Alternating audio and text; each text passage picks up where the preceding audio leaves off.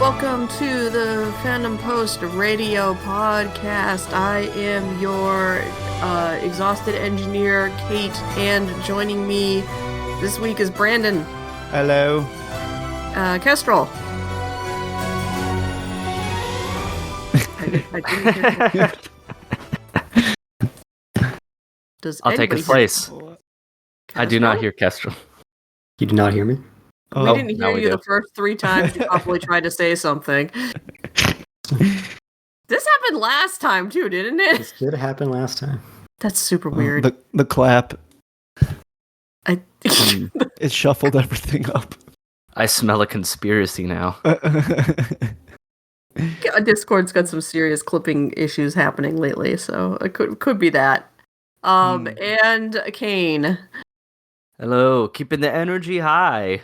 It's good. I'm glad somebody is. I know you came in and I was like, well, there's nowhere to go but up from here, baby. Oh man, I had a rough day. Hi, I'm your something. I don't know what Yeah, I don't give a fuck. But you know, We're here to talk about anime. indeed, we got Cartoons. the new season.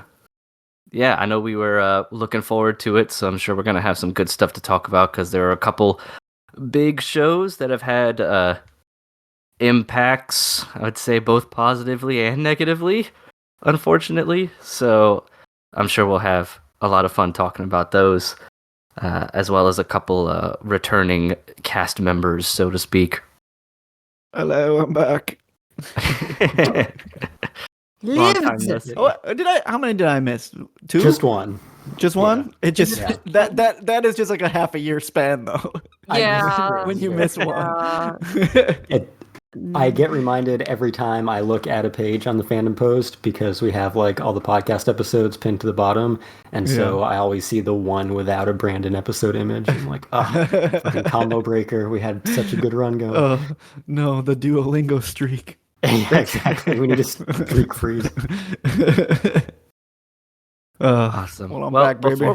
Before we get into the season, we can always swing by the news desk to see if there's anything interesting happening in the wide world of anime. And I know Kestrel is kind of our main contact, our bloodline. So, what do we got? On the Personal streets. Cronkite. On the streets. Nice. We need to make a graphic for that now, even if no one else can see it. Yeah. Where in the world is Kestrel?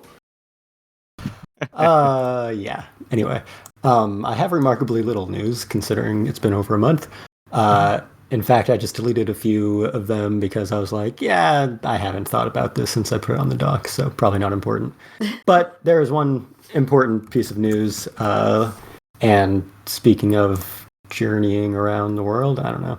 We're finally getting Steel Ball Run anime confirmed. Hooray! Indeed. Oh man.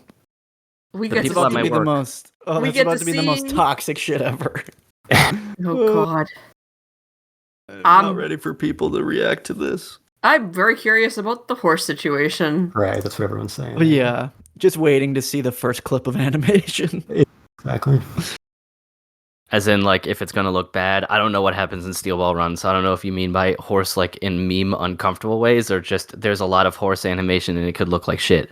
Right. The horse animation. Oh, Horses are hard.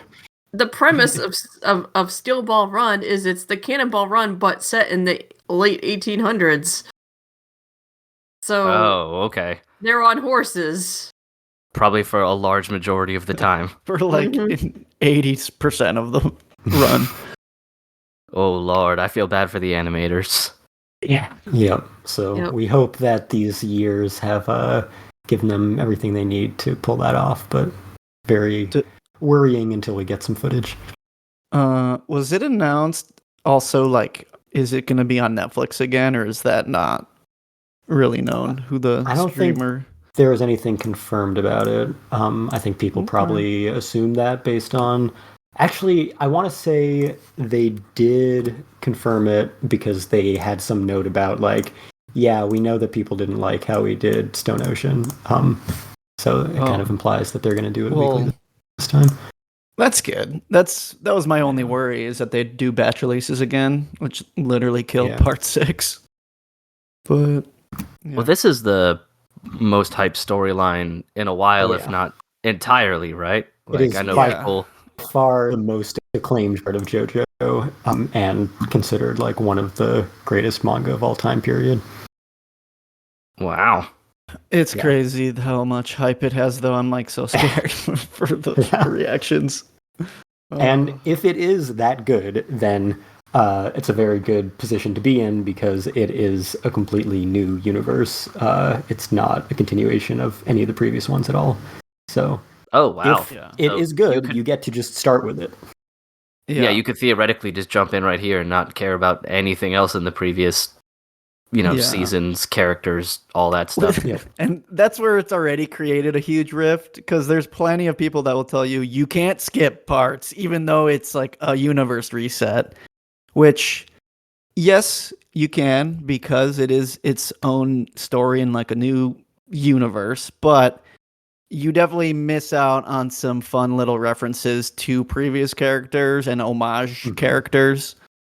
Right. And I mean, a lot of the main characters are also foils of previous characters, so you get a lot more if you have watched it all. But I can see why some people are like, well, this is the one everyone says is good.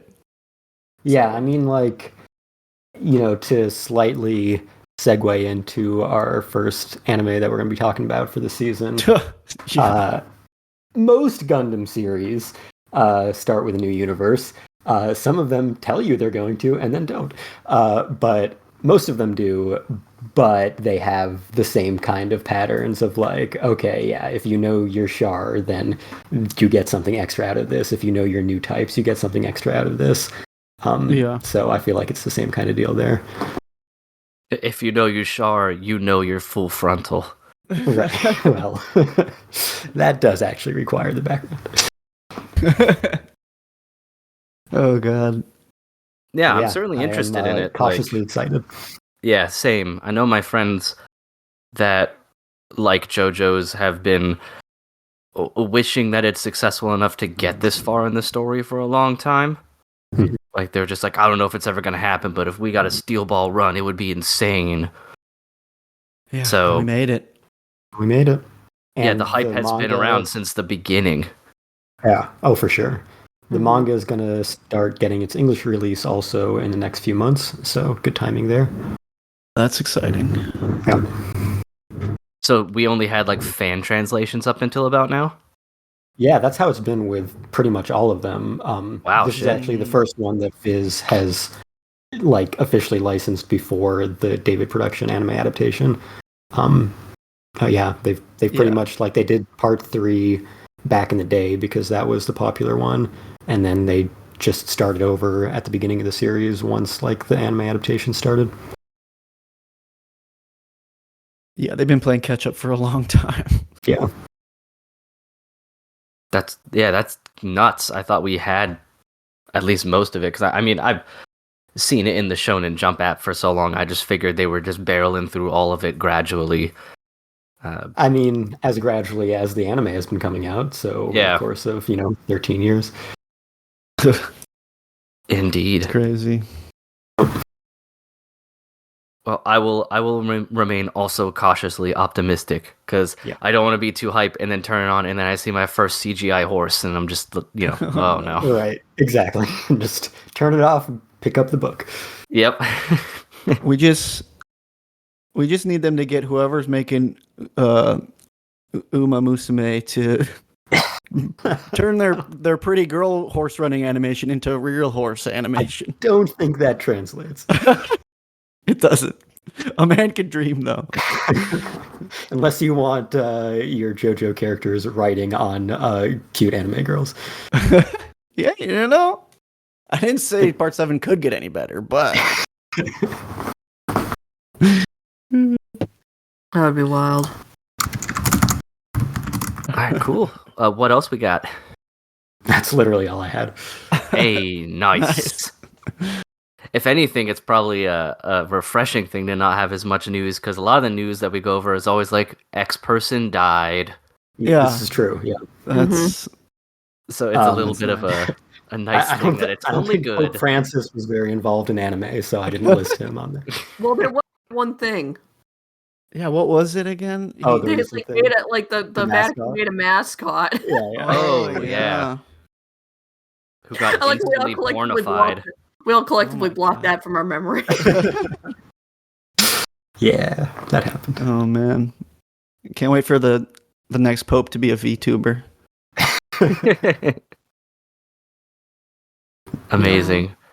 Well, Now, all right, I'm not so- saying they killed off the Pope because everyone's invested in the Catholic Church because of Conclave, but if they Yeah. did, it would have been good timing. It's some stellar marketing. I'll say Yeah. that much. I will say that release to us streaming was extremely well timed. Yeah.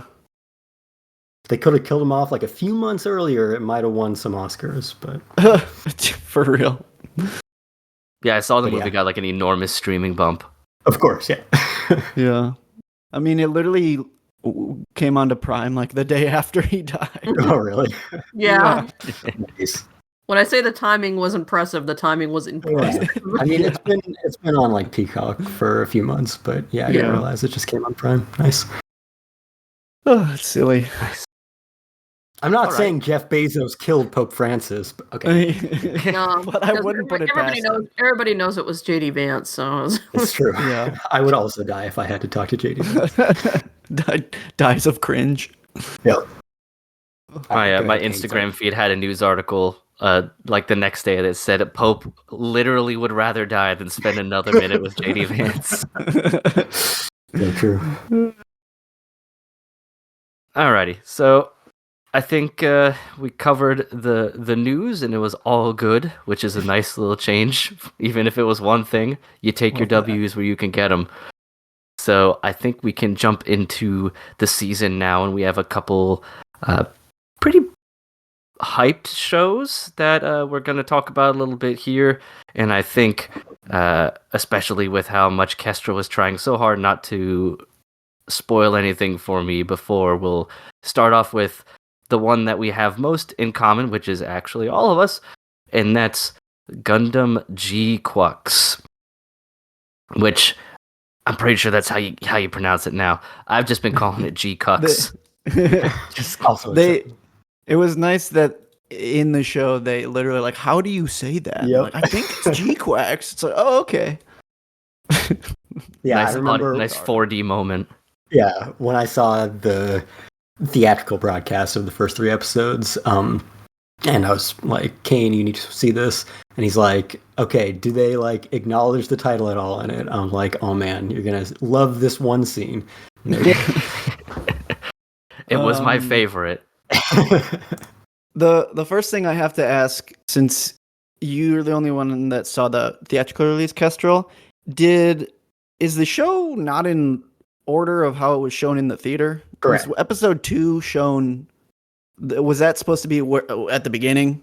Yeah, exactly. So that's why it was so like, what the fuck in the theater, Yeah. because it advertised itself as a new Gundam series. It didn't show anything related to the Universal Century. Everyone assumed it would be a brand new universe, brand new story, brand new characters. And then fucking second one theatrical run, there's Char, there's 0079, and everything Like shot for is like, shot, some yeah, scenes. It's exactly. crazy. Like the opening monologue, exactly the same. The colony drop, Mhm. everything. And then it's just fucking Char taking the Gundam, the RX-78-2. And I was just like, what the fuck? So that's why I was like, Cain, you need to watch this. I Yeah, need to hear your opinion. I managed to not hear a single thing about this until it aired, so I went in completely blind, and I had to pause it 10 seconds in real quick, because the first thing you saw on the TV one, if I recall correctly, is a green-white base. Yeah. Like the zoom out of the green-white base with the Zeonic symbols on it, and I was like, wait a fucking second, and I paused it. Yeah, I just stared at the screen for like a minute because I Rubbing was your waiting eyes. for this. Huh? Yeah. Whoa. So it took some time to get used to. Mhm. The entirety of the first 2 episodes mainly. But I'm really, really liking it so far as an alternate history interesting, twist on things. So it's just I couldn't get over a Zeonic white base for the longest time. It fucked with my brain. Yeah, there's so many curveballs. I was like, what do you mean Chalia Bull is like a main character? What's happening? I understand why the TV version had to do what it did, because they are pitching you a new show and a new universe and stuff. So like they got to show you who like the actual main cast is and all that. But it is just a bit jarring putting like the Char prequel part as episode 2. I feel like it should have been like an episode 0 thing, but I also understand that they want to give people context, especially if you have not watched the 79 anime. Yeah. But yeah, and it would have been nice if it just aired first, but yeah, honestly, it threw me for a fucking loop. I was like, am I watching the wrong thing right now? I was like, did I upload or put Origin on for some reason? Right, exactly.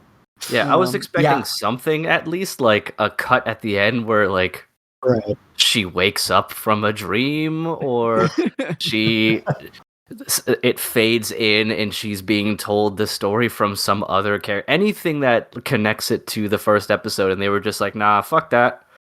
You're just gonna get a redo of the first couple episodes of 0079, which now that I think back on it, recording now with you guys, I feel bad for the people who got fucking rug pulled. Yeah. Because if you went into this thinking it was new, exactly, and then you got to the second episode and you're like, what is any of this? I mean, even the first episode, you're like, you miss out on so much. Like, you could enjoy the first episode without really knowing anything about the Universal Century, because it still keeps it separate enough with its Gundam Fight Club sub-storyline and putting a beanie on Horo, which might be the most genius thing they've ever done.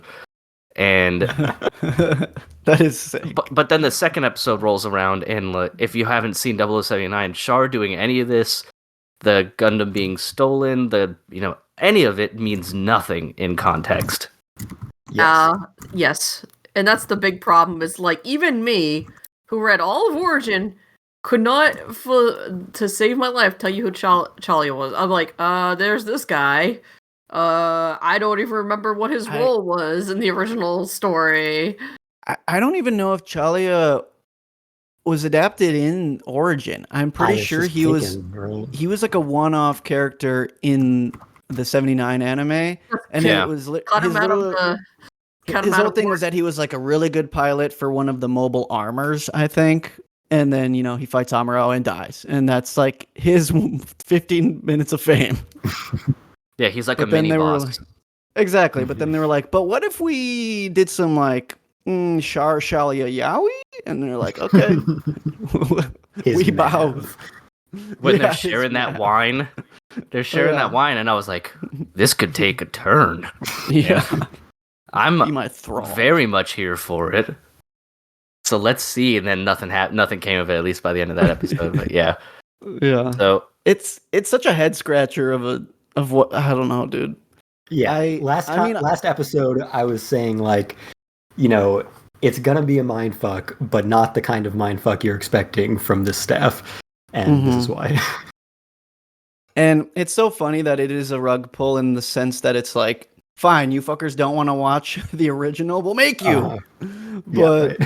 It is a weird monkey's paw thing, because I've been thinking for years, basically since they started adapting Origin, I was like, they're going to have to at some point do a recreation of 79. And I figured with the 50th anniversary in like a couple years, that's like the timing and the window for it. Exactly. And at least like, I don't know, have Tomino just like overview or some shit. Don't make that poor man go through that hell again. It's okay. We don't need Tomino.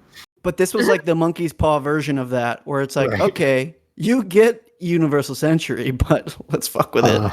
Exactly. But aside from the rewriting of the origin story, I do really like what we're getting from the new side of it. I think the new designs and the characters really pop. The colors are great. I think, obviously, Kara's like 3D modeling for the Gundams are really good because they've honed that since doing the rebuilds. Right. I think they're a little over designed, but they don't look bad in motion. So it's like I'm not huge on the design, but they look still good moving. So it's like a give and take on that end. Yeah, I was going to ask what you guys thought of the redesigns of the mobile suits, because I'm going to be honest, I'm not a huge fan of them. They remind me of if you tried to make a Gundam in, I mean this as an insult, a Gundam and Bionicle crossover. Yeah. Yes, Where, like, everything is like, everything's knobbly and like over designed with lots of like holes in places that they shouldn't be. Like the one thing I did like about the redesign, especially of the Zaku's, is their fucking thick asses with the boosters when they like crouch. I thought that was fun, but the Gundam itself of RX-78 I was not a fan of because the face is not, I don't know. It doesn't feel as much to me inspired by as more like we just redid it entirely, like as if we had never seen Gundam before. Someone just said make a robot and make it mostly white with some red and blue accents. Mm-hmm. Kara are definitely doing some weird Evangelion shit with it too. Yeah, for sure.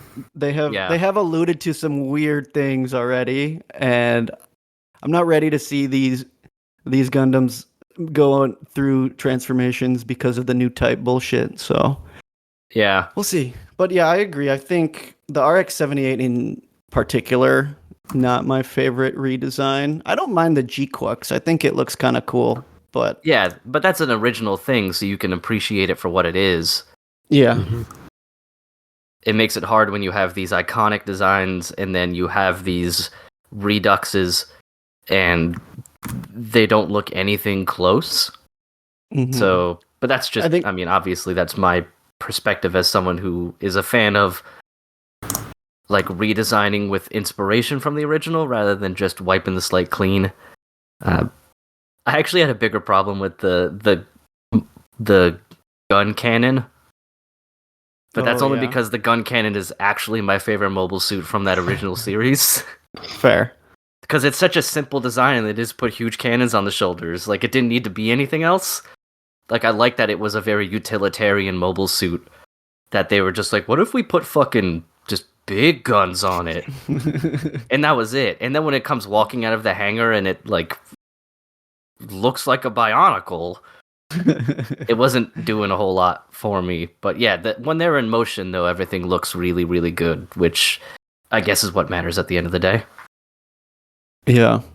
It doesn't help that there's like a stark contrast between like the very rounded and flatter characters and then the very detailed and sharp edges of the mobile suits. Also, the fact that Episode 1 and Episode 2 just look like they're completely different shows, because Episode 2 looks like a modernization of Gundam 79, and Episode 1 looks like Pokemon characters. No, definitely. That's a perfect way to say it. It does look like the 3D Pokemon characters put into anime, and Episode 2 is literally just the origin character designs. Exactly. Like, that's just Char. And then the character designer for the show is literally like the character designer for a few of the Pokemon seasons. So very distinctive aesthetic, yeah. Which is, I don't know. My favorite thing about the flashback is they go hard on the 1970s music. Oh, fuck yeah. I was like, that was almost more jarring than the way things look, because I'm like, because they still had like, the CG for everything, and it still looks super clean, and I'm like, I like what they're going for here, but obviously it still looks like a modern show, and then the music is just like, god damn, this is over. Like, you guys went hard on the music, which was hilarious. So they did the eye catch. Yep. Yeah. The with all like. Yeah. Yeah, every time like the new type like trigger sound happens, I was like wincing. I was like, "Oh god. Where am I?" I love that. Yeah. Yeah. I That and really when am they curious play how that's Gallant gonna Char. blend. Yeah, Yeah. no, yeah. The second that came out, I was like, oh god, we're so Yeah. back. The second Gallant Char started, I was in my hype mobile. I was ready. Bump, bump, bump, and then he's kicking ass. I'm like, this is all right. Like, I'm gonna have trouble Yeah. cheering for him as a good guy, as the protagonist in a way, but I'll watch him beat Yeah. ass for 45 minutes. The most competent Char has ever been. Single-handedly wins the war. Yeah, pretty much. It They're is. blowing themselves up. I'm interested to see how they handle more characters because they're gonna have to bring up Amuro in some way, even if he's just like not will really laugh. involved. I will laugh so hard if he's just some random kid in the background. Dude, he might just like him and Fao just like get married or whatever, and they just sort of like settle down, have some kids. Or I mean, he'd almost have to because the Gundam is kind of the whole reason. I mean, he's a new type, but it's not like he joined the military. He jumped in and just became a part of the war effort by circumstance. And now that circumstantial piece is gone, I don't know how you'd shoehorn him in. I mean, they showed Temray, but that makes sense because he was a military scientist guy, which also was my favorite part of the episode right around there when Char's like, I better be careful so I don't tear a hole in the side. And I'm like, haha, because that's what Amuro did and fucked his dad up for life. Yeah. No, yeah, and all the offhanded comment, they're like, oh yeah, Garma, he just kind of retired from the military. He's chilling now. It's like, oh, that poor sweet boy. Yeah, it's really interesting what the ripple effect is for Char and this part happening without Amuro, because so many more people will probably live and just do whatever. Yeah, like we're gonna see like Ramba Rao, like what's gonna happen? I have no idea how much more they're gonna integrate the old stuff with the new stuff. I feel like it's gonna just blend in a way that's gonna be so I don't know. That's what's so funny. It's so like, yeah, kid, you're nobody. Like literally nobody. You were just like a slacker. And like, oh my god, what if they show me he's just fucking living at a trailer park? I would not have a problem with it. If only because it would be a fun creative difference, and then it's just him like drinking beers. He's like, I could have been something. My dad still doesn't love me. Yeah. At least nobody slapped him. Yeah, that's true. That's true. So I mean, everyone has a different fate at this point because the white base belongs to Zeon. So like Kai, Shiden, and Bright, and everyone are going to be in like completely different places, if anywhere at all. Because a lot of them they went into white base and became basically conscripted military members. Yeah, so none of them were remarkable. They just ended up in the situation that made them remarkable. Yeah, so now the story can basically wipe them clean and you wouldn't really necessarily miss them. Yeah. Yeah, I mean, I feel like they're already making foils of the characters because, like, the main character she's very Amuro-like, and I forgot this blue-haired kid, what's his name? Shura or something? Shuji? Yeah, he's kind of like a Lala stand-in to, like, they start to connect and do their new type Kira stuff. So I already feel like there's like a comparison where like we don't necessarily need to bring them in if we're just homaging, but it's hard to say. They're Char's back, but he's also missing. Yeah. Like the old fans are gonna want the fan service of like what happened to my favorite characters in this version of the universe. So I'm sure they'll give them little cameos at some point. Yeah. Yeah. That makes sense.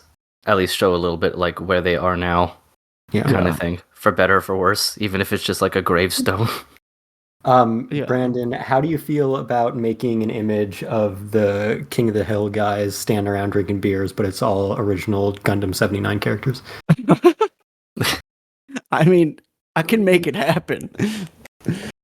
Endorsed. You have your assignment. What did you guys think of Kira and the other main characters of this like new era, this new area, so to speak? I know that I say, yeah, I personally, it took me a little time to grow on them, but I like how she is an audience stand-in if you were playing like a Gundam video game where she's just like, this mobile suit sucks. I want this one instead. And that's exactly what most people would do if they were in that situation in like a similar universe, like playing a game or watching it. They'd be like, yeah, go get the powerful one. I like how she is so freaking smooth. The scene where she's like at her dinner table and she's just talking to her mom. And she's like, "Oh yeah, the trains weren't working. Some weird shit went." She's like, "I don't know. I guess something happened." And it's like, "Girl, you were there. You were the something happened." And then she's just like, "I don't know. Stuff is happening over there." And the mom's all like, "Oh, there was blah blah blah." And she's like, "Yeah, okay, I'll do that." Like, she's like, "I want to get an after school job." And the mom's like, "No." And she's like, "God damn it." And then she's like, "Okay, I'm gonna go fucking fight in these." What are you doing? All right, clan battle. She's like, that'll get me some money. She's got that potent mix. I was trying to think of the best way to define what I thought about her, but she's got that potent mix of like teenage, like apathy and that feeling of invulnerability that she just does whatever she wants. Yes.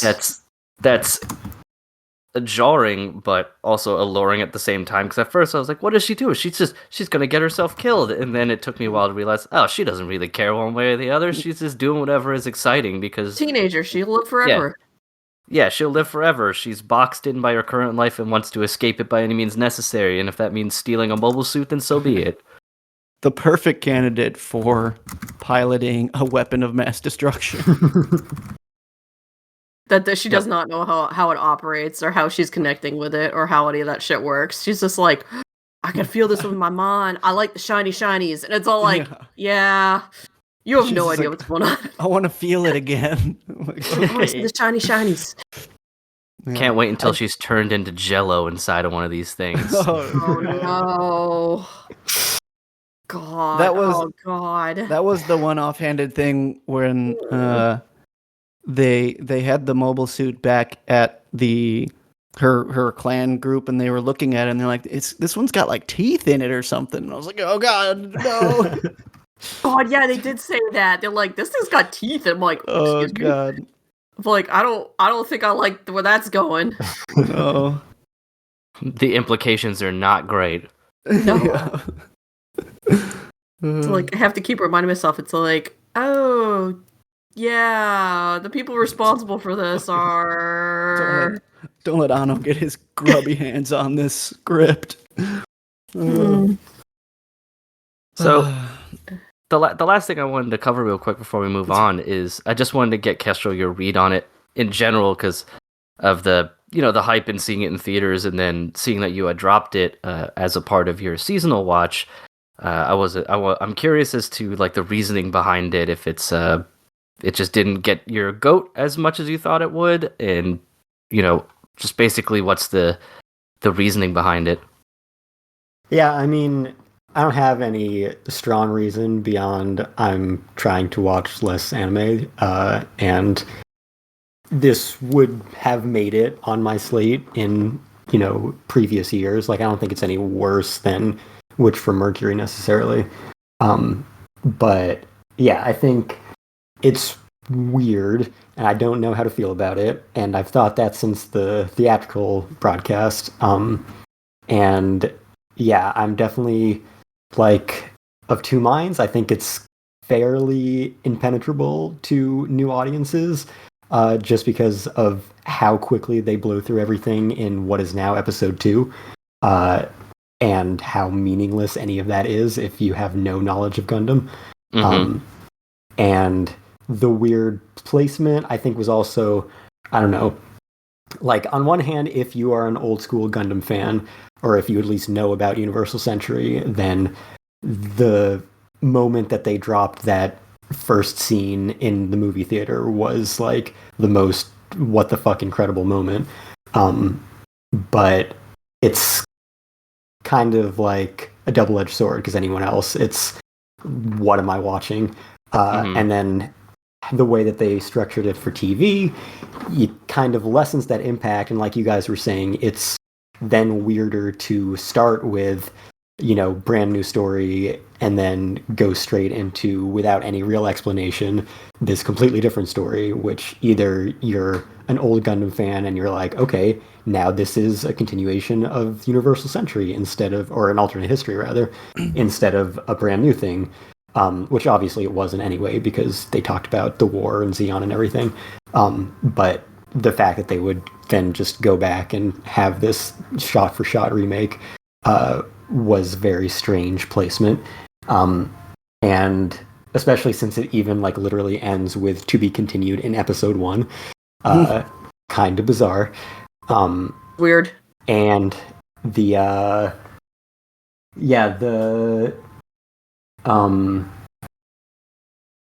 don't know, the whole kind of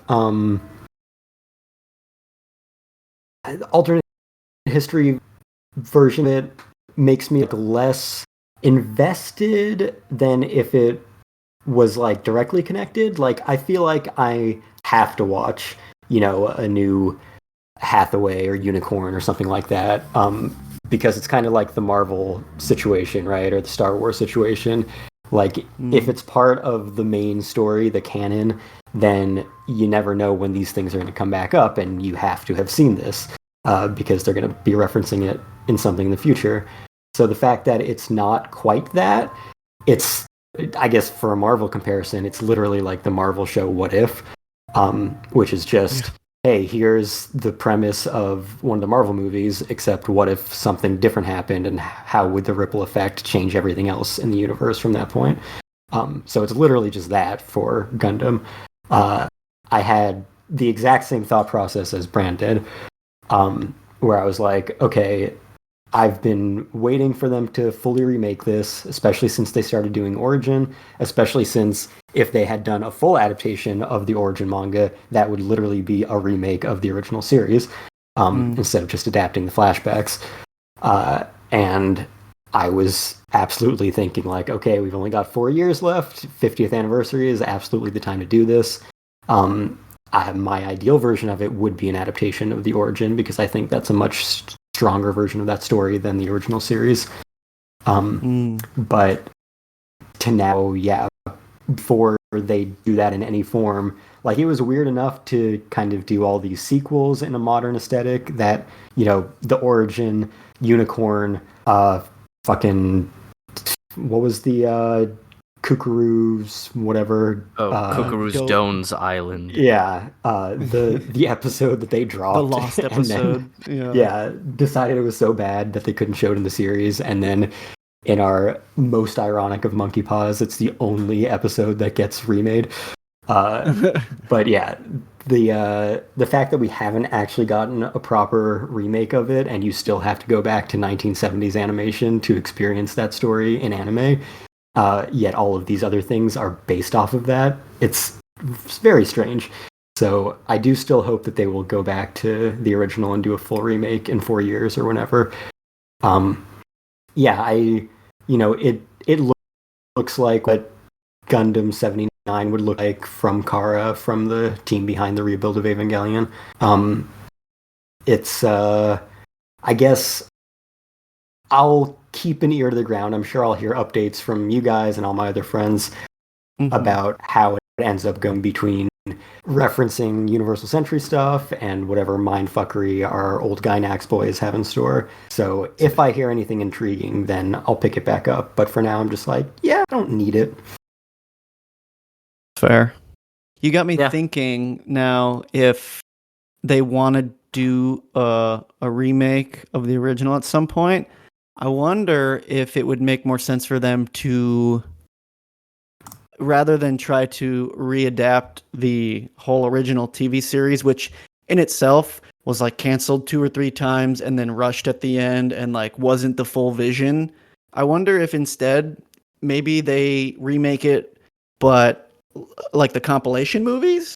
So maybe they do 3 movies remaking it, kind of like what they're doing with Hathaway. But I honestly don't know if that's the formula, because I feel like with Hathaway especially, it's okay, we're going to wait 4 years between every movie and forget about this series entirely. Right. So Especially Yeah. since Hathaway grossed less than the first 3 episodes of this show in theaters. yeah. Well, that's the other crazy thing is like who expected people to go see a film that you not only need to watch the original, you also have to watch Zeta and Double Zeta and Char's Counterattack and maybe Sure. read a novel or right. two. So And that's what I'm Yeah, saying. it Like was doomed all from of the these start. big new properties like Hathaway and Unicorn, which was very successful, rely on all of this knowledge from 1970s and 1980s anime, which is Yeah. crazy. I just feel like the anime, like just Gundam in general, the animes have not really been catered toward American audiences unless it is a spin-off that is not tied at all, like Iron Blooded Orphans or something. And they're like, yeah, the American Right. audience is gonna Yeah. love this, or like Wing, Yeah. But yeah, I feel like anything tied to the UC is like made for the Japanese audiences, which is But I feel like it's also made for the Japanese boomers specifically, because, like, I mean, Yeah. I guess it's just so culturally ingrained. I guess it's like Star Wars for Japan, so I guess that's why it's Mhm. acceptable. Yeah. Yeah. But yeah, you're not Basically, wrong. yeah. It is their Star Wars. Yeah, So. it's that Yeah. that time bracket, and the IP's been active for this entire time. Yeah. So they just assume everybody knows via osmosis, like, Yeah. what the deal is. That makes sense. Yeah. Yeah, I would think the movies would be the stronger thing to go about it anyway, because those are generally considered the better presentation of the story. Because not only what you were Yeah. saying, Bran, but also there's plenty of kind of fillery, non-important stuff in that original series too that the movies cut out Yeah. successfully, and I feel like you get almost the entirety of the experience cut down significantly. So you might as Yeah. well just do the movies, or Gets rid of the battle of the week formula, kind of. yeah, Yeah. either movies, or it'd be cool to see them do it in like a shorter OVA like season where it's like 6 or 7 episodes that are 50 minutes apiece or something like That's that. what they did for both Unicorn and Origin. Yeah. Yeah. I could see that. Yeah. The thing is, like, films are just so lucrative nowadays too. With like, Demon Slayer and any other like modern release, I feel like Well, let's not use It's- film. Right. Movie. There's films and then there's films. well, Yeah. yeah. Okay, maybe that's not a good example, but I'm saying like monetarily, you Yeah, can see no. that like it is lucrative to do that, and I think putting Gundam in the theater would just like break the bank. So why wouldn't they go that route? Yeah. We'll see. Time will tell. I would really love a proper adaptation of the Origin manga, but literally just any version of that original story that doesn't require going to its very dated, very low budget 70s TV animation would be just swell. Yeah. And both Unicorn and the Origin anime, and I guess episode 2 of this show, showed like really good modern representations of that kind of classic aesthetic. So yeah, I think they've got everything they need to make it happen. The 50th anniversary is what we're holding out for. Yep, 4 years. 4 more years. Don't say that. Maybe not a good time. No. Speaking of pining greener for alternate pastures. timelines. Yeah. Holy shit, are we in the AU? Bad end. Okay. Alrighty. Well, let's pivot here. We'll go from one hype series to the other, which was one of the ones I was looking forward to the most. And I think a lot of people were given the pedigree behind it. Mhm. And let's talk a little bit about Lazarus. So this is another one that I believe Kestrel dropped, and this one I have more of an understanding as to why, at least on its face. But first, I wanted to see what you were thinking of it so far, Bran, because I haven't heard your opinions one way or the other, really Yeah. at this point. Yeah. I'm writing it out just because I'm a huge Watanabe fanboy. And I mean, I've watched basically everything he's made up to this point. this show in particular, at least 3 episodes in, is very style over substance. I don't know how much I'm vibing with the plot. It is a very just like pretty prototypical like kind of sci-fi movie concept. It's like, oh, everyone took this drug, amazing drug, and now everyone's gonna die from it. We got to find that guy. Let's assemble a team. And I've kind of just put that to the back of my mind and been like, okay, whatever you need to like set the universe up, I'm really here just to like see how it's executed. And I mean, it's fun so far. I know it's been joked that like the first episode is basically just like a parkour video the whole time. It really is. But honestly, if I get to watch like cool parkour animation with Kamasi Washington blaring on a saxophone in the background, like that's everything I ever needed. I'm pretty sure they made this anime just to trap me, just to get me in here. So like that's a big reason why I'm sticking to it, because Watanabe has always been very music centric with all of his series, and they usually have some kind of motif or theming, and the fact that 2 out of the 3 people scoring the soundtrack being Kamasi Washington and Floating Points, like 2 musicians like that I really love their stuff, I'm here to ride it out at this point. Yeah, I think I'm in a similar boat to you as well. I don't have nearly the same affinity for Watanabe. Like I've seen obviously Cowboy Bebop and Samurai Champloo, and you know the big ones there. But the saying that kept running through my head as I was watching this, and hopefully at least one of you folks has heard this before, but it's too cute by half. So it's trying really, really hard to be clever and, you know, charming and cool and slick, and I feel like it just comes off as insincere. Like it's just trying way too hard, and in that way I think it's tripping up on its own shoelaces because of it. Like we have an interesting cast of characters, but their dialogue is stilted because we have to the audience has to understand how cool and badass they are all the time, and you know they just lack a chemistry and things that is, I think, the most bothersome to me. Like the music is really great, the animation is fine. I have a problem with the blocking of it, or I guess the cinematography you could say too. Like sometimes, especially when Axel's doing all this spinny shit, I lose references to where he is in the scene. In reference to the other characters, like, okay, he's doing spinny shit, but where is he doing the spinny shit at? Because they do a lot of like smash cuts and other things that can make it hard to keep spatial awareness. But the 2 big pieces to me are really like the dialogue and the chemistry that feels like super stilted and not organic at all. The biggest one that gets me, that I wanted to use here as an example, is when they're at the homeless encampment and they're looking for Jill, formerly Jerry, and when Jill is introduced, that's great. Like Axel, you know, dead names her once and then immediately stops and just goes right into talking to Jill and, you know, referring to her as a woman and not missing a beat past that point, and that's really great. Like I thought that was very cool. I was really scared of a oh no gay moment. Like really, really scared.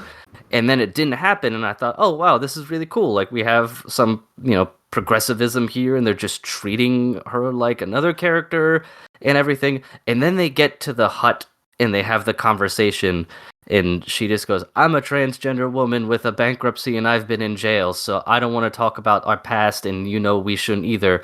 And then the other guy's like, I went to school and it was racist and I punched a guy, and then they said there could never be a black Einstein. And I was like, there are better ways to do this. Like there are better ways. You could be more subtle in the dialogue. Like he could just be like, I went to school and this professor guy backed me in some of my hardest moments when I squandered that opportunity, and punched just figure out a way that it isn't just saying I went to racist school and things like that. Like, it just felt half baked the whole time, which I think is just indicative of the dialogue as a whole.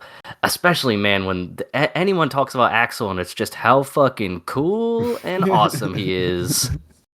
He just gets like, hey, want to 1v1 me in basketball? It's like, okay, time to style on this kid. Yeah, and that would have been a great moment for him to get styled on, because then it shows that he's cool and acts cool, but there is a certain part of it that's a front. Like, that he may be hiding some vulnerability behind this, like, cool facade, because he acts all cool. It's like, yeah, let's play. And then if he gets completely annihilated, then you could see, like, he talks shit sometimes, but doesn't always back it up, which is an interesting character element. But instead, he just completely wastes that dude, and then is very aloof about it, of course, and then they leave. Or the time when, they're getting in the gunfight, and the blonde lady asks him, like, are you enjoying this? And he's like, am I making it that obvious? I was like, oh my fucking god.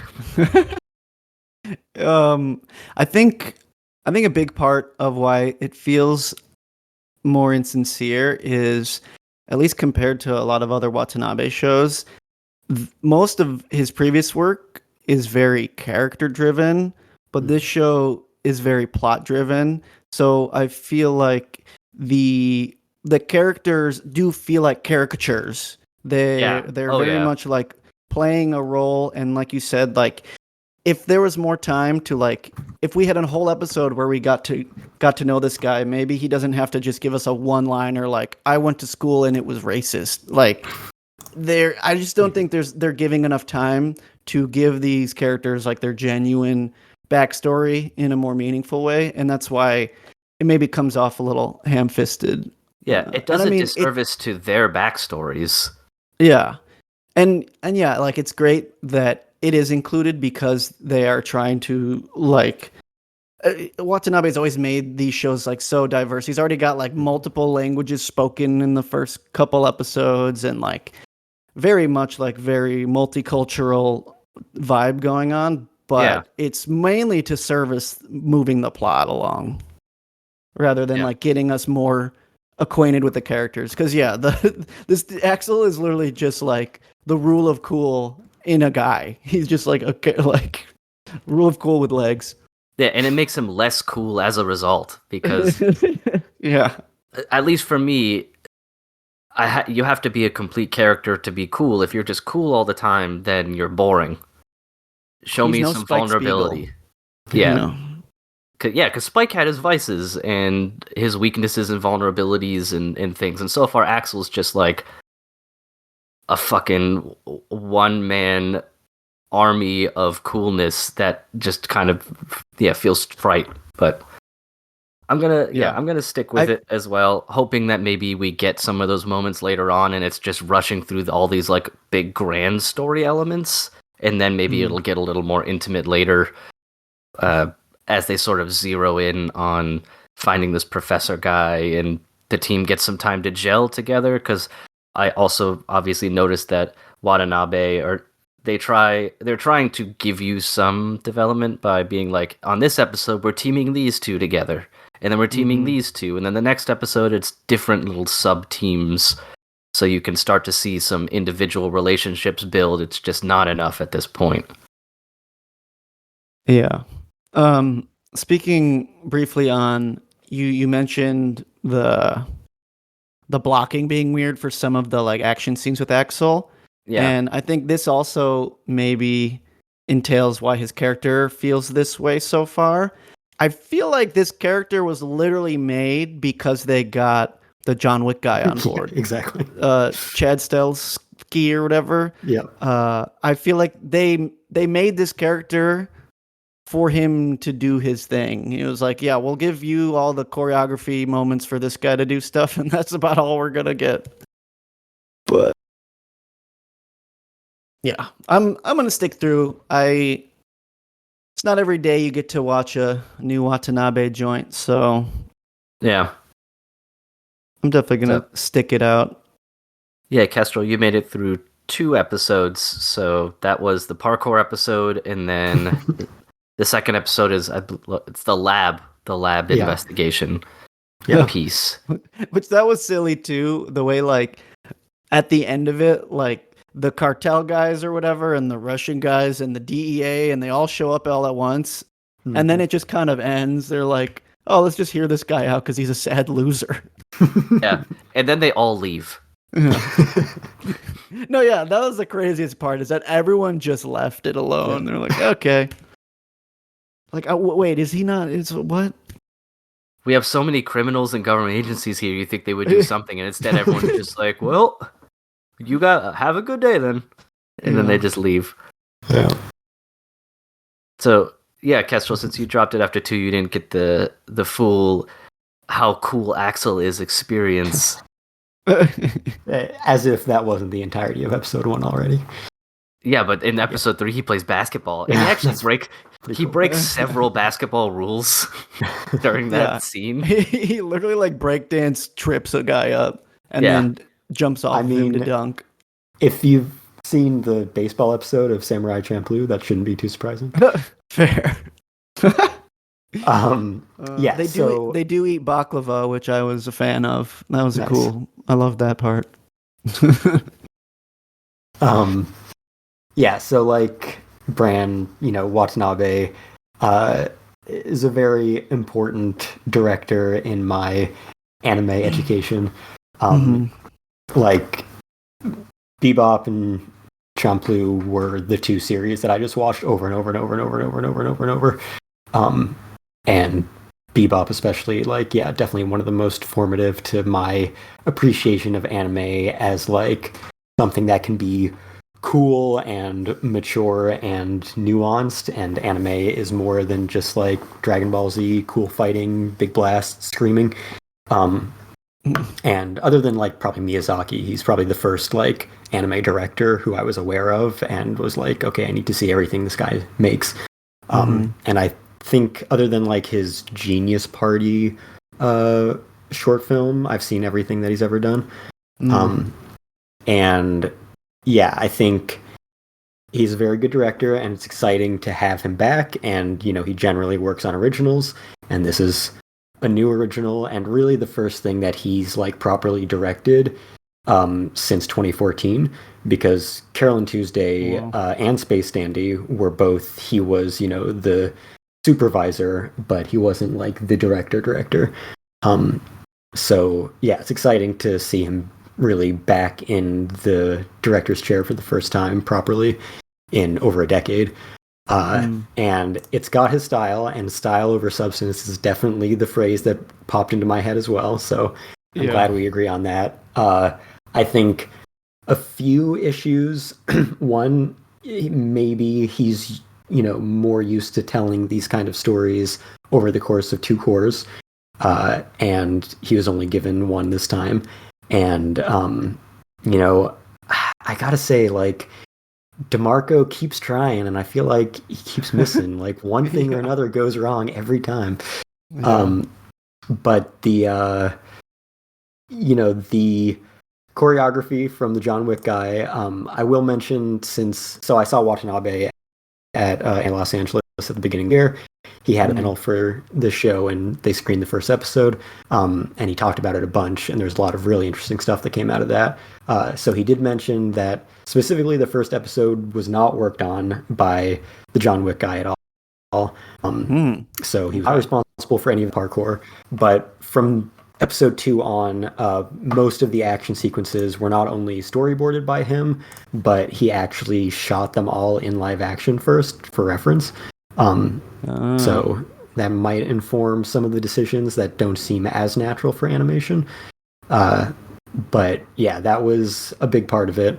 And then I think the other reason that things maybe seem a little hollow compared to what you usually get is that Watanabe is a very good director. He is not an experienced writer, and he is trying to write this thing himself. He always has other really skilled, experienced writers working on the projects with him, and he's really good at translating their story into a visual medium and giving it that style and that visual impact. But he's not that much of a solo storyteller without that kind of nuanced character backing that these other writers give him. So he's a great collaborator in that respect. Like, he knows how to pick and work with writers the same way he knows how to pick and work with composers. But it's not necessarily his strong suit. And it's the same way I feel about, like, Mamoru Hosoda. I think all of his movies that were written by Satoku Okudera are great, and he does a great job directing her writing. But once he starts writing his own movies, I think they go way downhill. Yeah. So I think it's a few issues going into the production of this series. I think he's definitely trying to hit all his, kind of greatest hits. But what you end up with is just kind of like, okay, ChatGPT, spit out Shinichiro no Watanabe show. Which, it's more than that, but it does feel like, it's missing some of the components that have been so effective in tandem with his directorial style in making, Cowboy Bebop the generational, impactful masterpiece that it was. Yeah, and it almost feels unfair comparing certain elements, because I do think Mappa are cooking to an extent. I think like the characters look great, and the environments look all right, but just like this happens a lot with this like future retro aesthetic where they're trying to be, it's like realism mixed with a little bit of sci-fi, and I feel like it just doesn't, it still feels too sterile compared to like Bebop, where that shit was grimy and felt lived in, and like every corner of the screen in that show, you can feel the wear and tear and the age and just like it felt so much more lived in. Whereas I don't know, this, and even like Carol and Tuesday had a similar problem with its like Mars, but also it looks just like, New Orleans.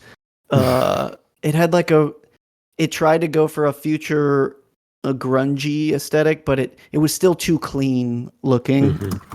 And yeah, it's hard. It's going to be hard to compare that to like what the OGs at Sunrise did, but yeah, I think like, when we were talking about this season going into it, we were like, wow, some exciting stuff there. We've got a new Gundam series from the, old Gainax veterans behind Eva and Fooly Cooly and Gunbuster and everything.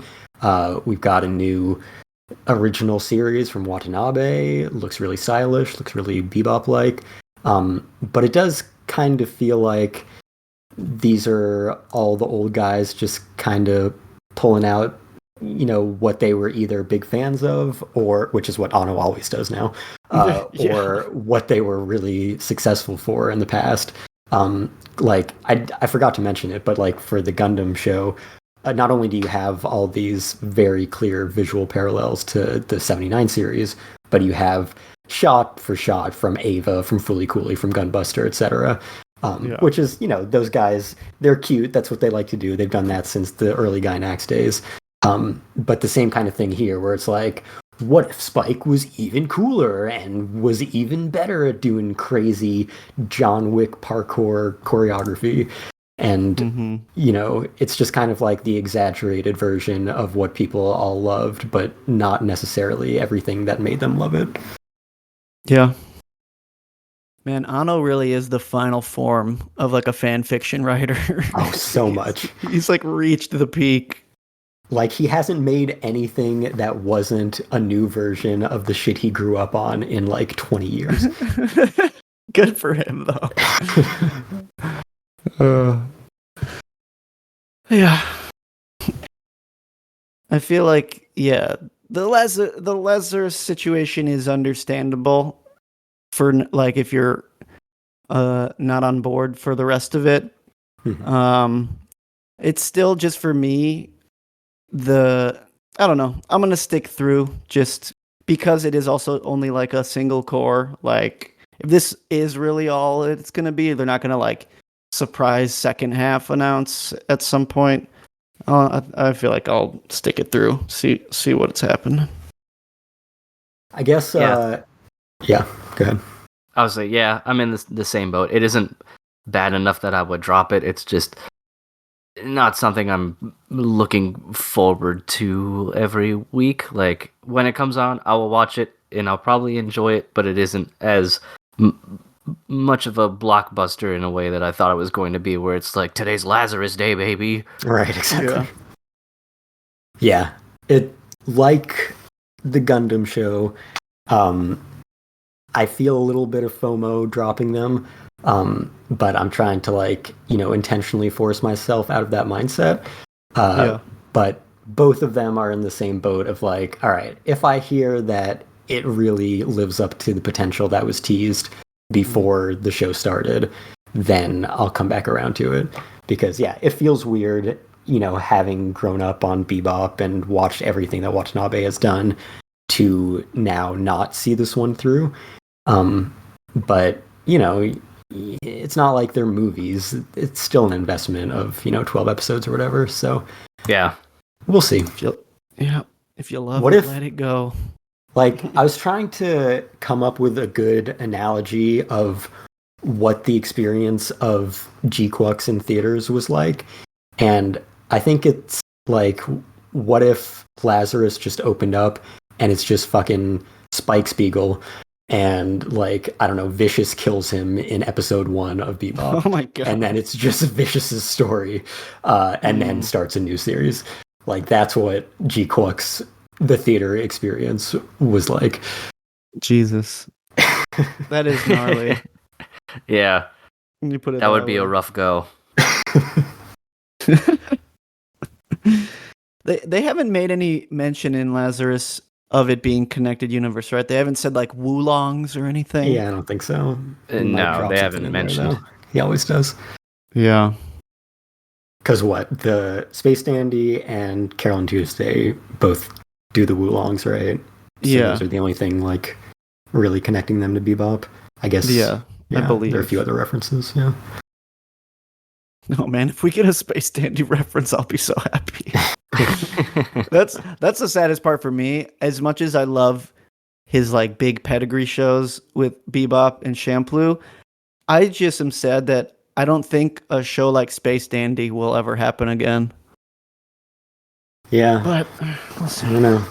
It was fun to, like, hear him. He had another panel where he kind of went through his career and his perspective on why he made each show.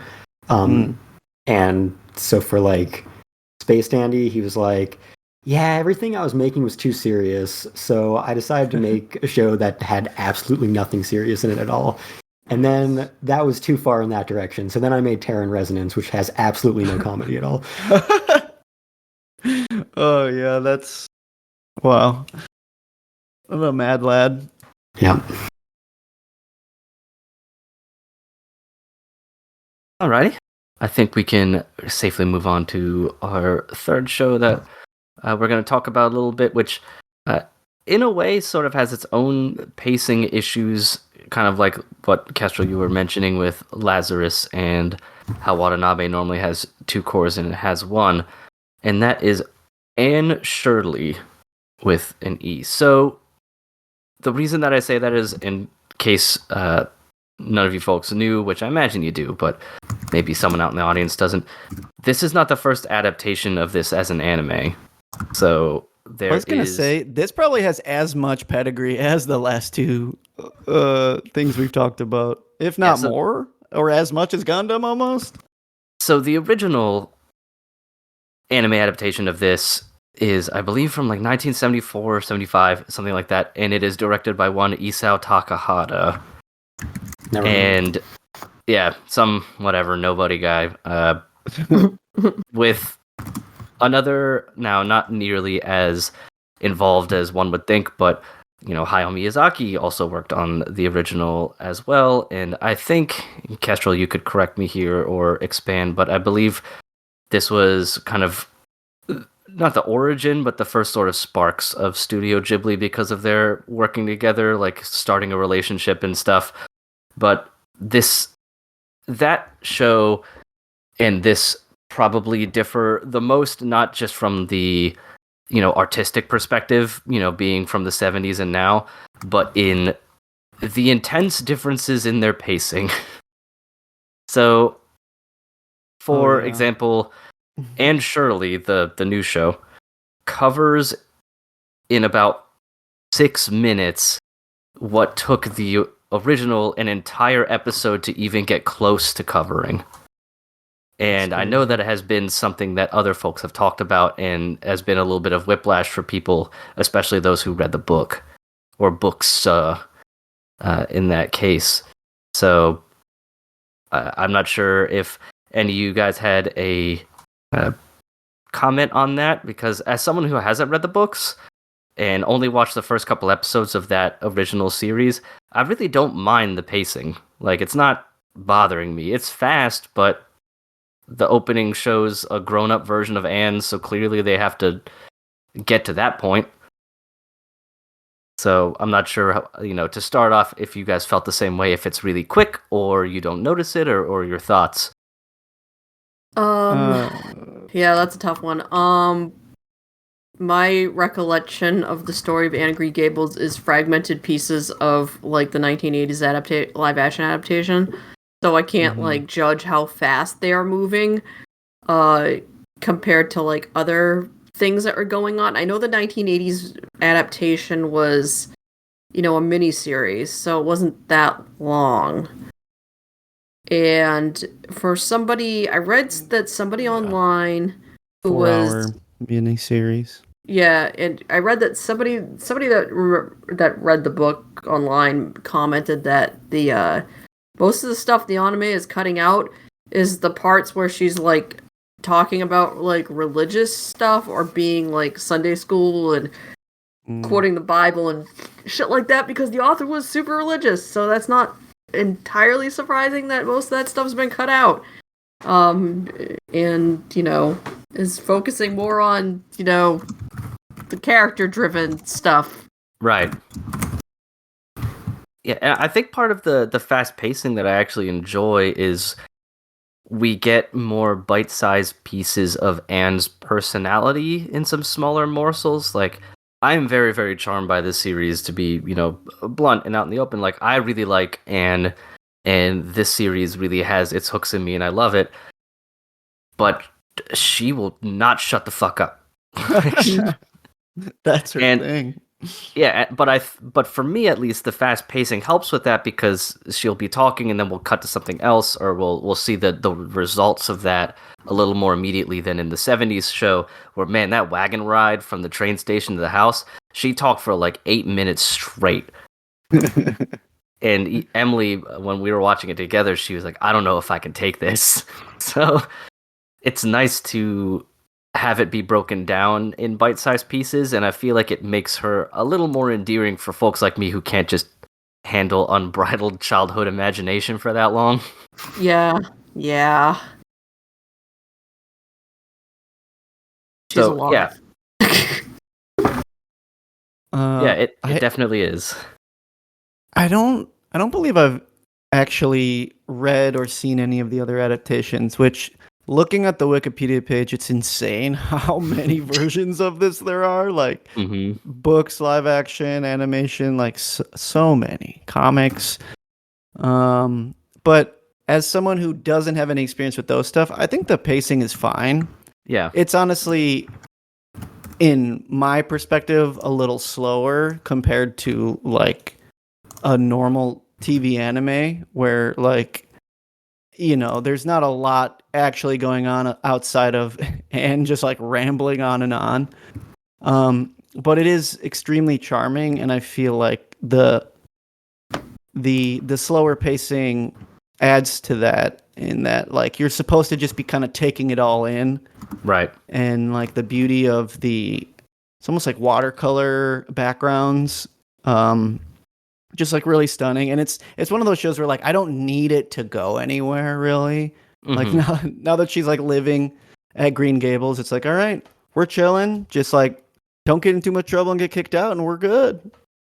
But no, yeah, this show. It's funny because I only knew of its pedigree because of the OG Takahata anime, and not realizing like how much more besides that it has come back time and time again. But yeah, I mean, I'm enjoying it for what it is. It's very different from anything else I'm watching this season, so it's like kind of a breath of fresh air. Yeah, Literally. I can see that. What do you think of Anne's, like, I'm gonna call it theatricality? Yeah, no, I love it. She's so over the top, and I think it's a great trolly. juxtaposition. It's very she's such a troll. Like, Yeah. the way she tries to like apologize to that lady was so funny. Oh, Rachel. Rachel, yeah, Miss Rachel. Yeah, she sucks. Yeah, it's so funny because the second that lady started talking, I'm like, wow, this lady is like the goat of voicing annoying old ladies, because I've heard her in so many other anime. But I do love Anne juxtaposed to my second favorite character so far is Matthew. Just like this big bear of a man that like really doesn't say much. He just kind of like blankly stares at her as she's rambling on at him. It's just like really cute. Well, because he's smitten with her almost instantaneously. Yeah, he's like, we can't take her back. Which I think is a boon to the pacing of the show as it sits now. Because in that first episode, you get to see like the whole wagon ride back. And a lot of it is him just sitting there silently. Yeah.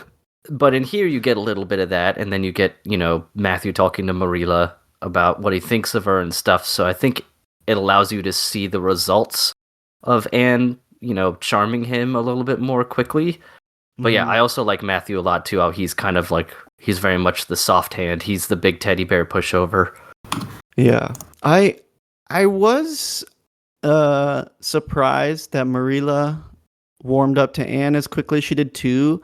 I thought it would be a much slower progression getting on her good side, but it is kind of like a tug of war where like she really appreciates having her there and she very much cares for this girl, but she is constantly scolding her too. So yeah. It just goes back and forth. I thought it was going to be more of a like she really doesn't want this girl here, and then after like 6 to 12 episodes, she's going to be like, you know what? You are Anne of Green Gables. Yeah, but they said it. Yeah. But we I got think that a lot sooner than I expected, I guess. I think part of that is not only that Anne herself is as charming as she is and, can kind of open people up just by being herself, but also when they took her back to like the pseudo orphanage and Marilla saw like the huge witch that she was going to be leaving Anne with. Yeah. There's a little bit of guilt there that propelled that along a little bit more than if whoever Marilla was dropping Anne off with was a little bit more of a, good person. Mm-hmm. So I like Marilla a lot too. She's my second favorite character, if only because I love that she is more pragmatic and stern and will be a driving force in Anne's life, like raising her and things, but knows, when to turn it back a little bit, when to indulge Anne every so often and things like that. So she's a really well-balanced character. And I like that she, at least in her own way, privately likes Anne's shenanigans. She just can't show it to Anne because she has to be that sort of stern mother type character, because Matthew's not going to do anything. She's going to walk all over Matthew. Yeah. But like when she was punishing Anne for putting Rachel on blast and then going downstairs and she chuckles after going downstairs, I was like, that's right. That bitch deserved it.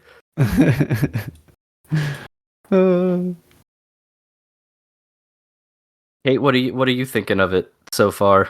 It's Because beautiful. I know you had mentioned you had read the books, right? Or at least some of them. No, I haven't read anything. I've okay. I've only seen parts of certain adaptations. It's a beautiful adaptation. It's a beautiful looking show. I love the watercolor backgrounds. Everything's beautiful. They're not like it would be easy to half-ass this and not like, go, but they had to outdo the animation. There had to be a reason for them to do this. So yeah, they're putting a lot of love into it. And it looks great. And yeah, I like the acting's watercolor great. backgrounds like Bran was saying. Or at least the skies. Yeah. And yeah, I mean it's been pretty fantastic so far. It does kind of, it does, like, if you cannot tolerate, like, Motormouth little child, like, then it's probably not, going to be, like your cup of tea, but it is wildly inoffensive and that is kind of refreshing, considering how many things are just, it's like anime, and then it's like, no, we are going to, stick us close to this weirdly, like, very old story, and make yet another adaptation of this very old story. It still just weirds me out that Japan is obsessed with this story. Yeah. I think I read like an article about that original series, and they interviewed some people who lived in the like area that Green Gables takes place, which is it's not like Sweden or anything like that. Oh, it's Prince Edward Island up in Canada. Right. Okay. And they said like a lot of their tourism after that came out was from Japanese people, like the vast majority, because of that that old anime that. They were coming to visit Prince Edward Island and experience where Anne of Green Gables lived and everything, which is super surprising. It's endearing, but very surprising. It's very funny too, because it's not based off a true story. It's like the author like took her childhood home and used it as the setting for this book. So. Yeah, like, yes, she lived in that area and she based it off of her aunt's house, and that's what makes it even funnier, because it's like, yeah, the locations are real, but like the story's not real. Yeah. From what I know, besides the influence of the 70s anime, which, fun fact, came out the same year as the original Gundam. They're both from 79. Nice. But something that I think I saw was the original novels were one of the biggest translation projects for post-war Japan, and it was like such a big hit with women in post-war Japan, which is probably why the 70s anime got as big as it did. But yeah, it was funny. I got my girlfriend to watch the first episode with me, and she's like, why would they make an anime of this? And I'm like, you do not understand the impact that this show has in Japan. It's actually very crazy. Yeah, and it was not technically the first of this series, but the first one under this label of World Masterpiece Theater, which was a long-running Japanese anime anthology series adapting Western works. Yeah. So yeah, a lot of those had that kind of impact, and previous to this, Takahata and Miyazaki also worked on Heidi, which was also huge in Japan, and probably made a lot of tourism for the Alps. And that was from World Masterpiece Theater by a different name before it was called that. So yeah, it's kind of been like a formula in classic anime production for many decades, that you take a classic Western book and adapt it. Is there one for Treasure Island? Yeah, I think so. Yeah, I want to say yes. Like, I've seen stills of it. Yeah. Many, many moons ago, but when you said World Masterpiece Theater, the Western adaptations, my brain immediately went, oh yeah, like Treasure Island. Even though I've never seen a single second of its animation, if it even exists. Like, there is no Treasure Island in World Masterpiece Theater. There Okay. is Animal Treasure Island, which Miyazaki worked on. That is probably what I'm Wow. thinking of then. Yeah. Is the Animal Treasure Island one because of the Miyazaki connection.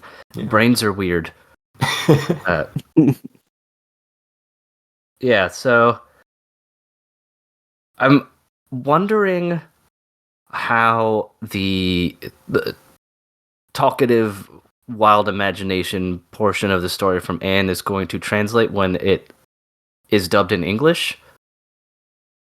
If only because there's a part of me that was more like welcoming of the blathering when it's in a foreign language for some reason.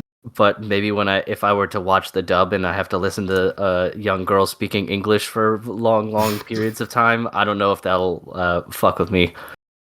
But at least as of this point, I think it's made very, very well in that regard.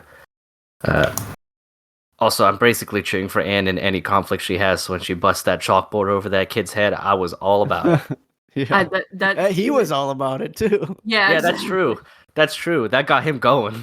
I was so funny. I was waiting for that. I'm like, oh, great, cool. We're gonna get to the breaking of the slate over his head scene. And I'm like, I need to see. I'm like, let's see if they understood the assignment. 3 different angles in slow motion. Ka-ching! I was Yeah. like, they understood the assignment. Okay. I need a meme redubbing of it with Jerry the King Lawler from WWE as if she's breaking a chair over his head. I need that in my veins soon. But yeah, that's definitely, I think, outside of the new shows, that's my favorite of the season, and it's not particularly close. Damn. At this point. It's a really good adaptation. It's a really good presentation of the story. Yeah. For sure. So I'm hoping that it continues that portion. I'm not sure how long they're going to stay in childhood Anne mode because they are going to, I think, cover multiple books as a part of this. And I know as the books go, she grows up, and in the opening theme, they show an adult version of her. So somebody said the first 3 books, which would... Oh, I have to look it up. Also, is it just me or does Matthew look like Kenny Rogers? Because I was thinking that also the whole time. It's kind of funny. I posted a link to the book online because the book is so fucking old. Of course, it's online for free. I found the description of how he's described, and he's described looking in the book the way he looks in this adaptation, with the beard and the kind of long hair. And all of the live action ones do not have him looking accurate to the way he's described in the book. So I thought that was kind of funny. I'm like, yeah, he's described as having a full beard and kind of long hair. And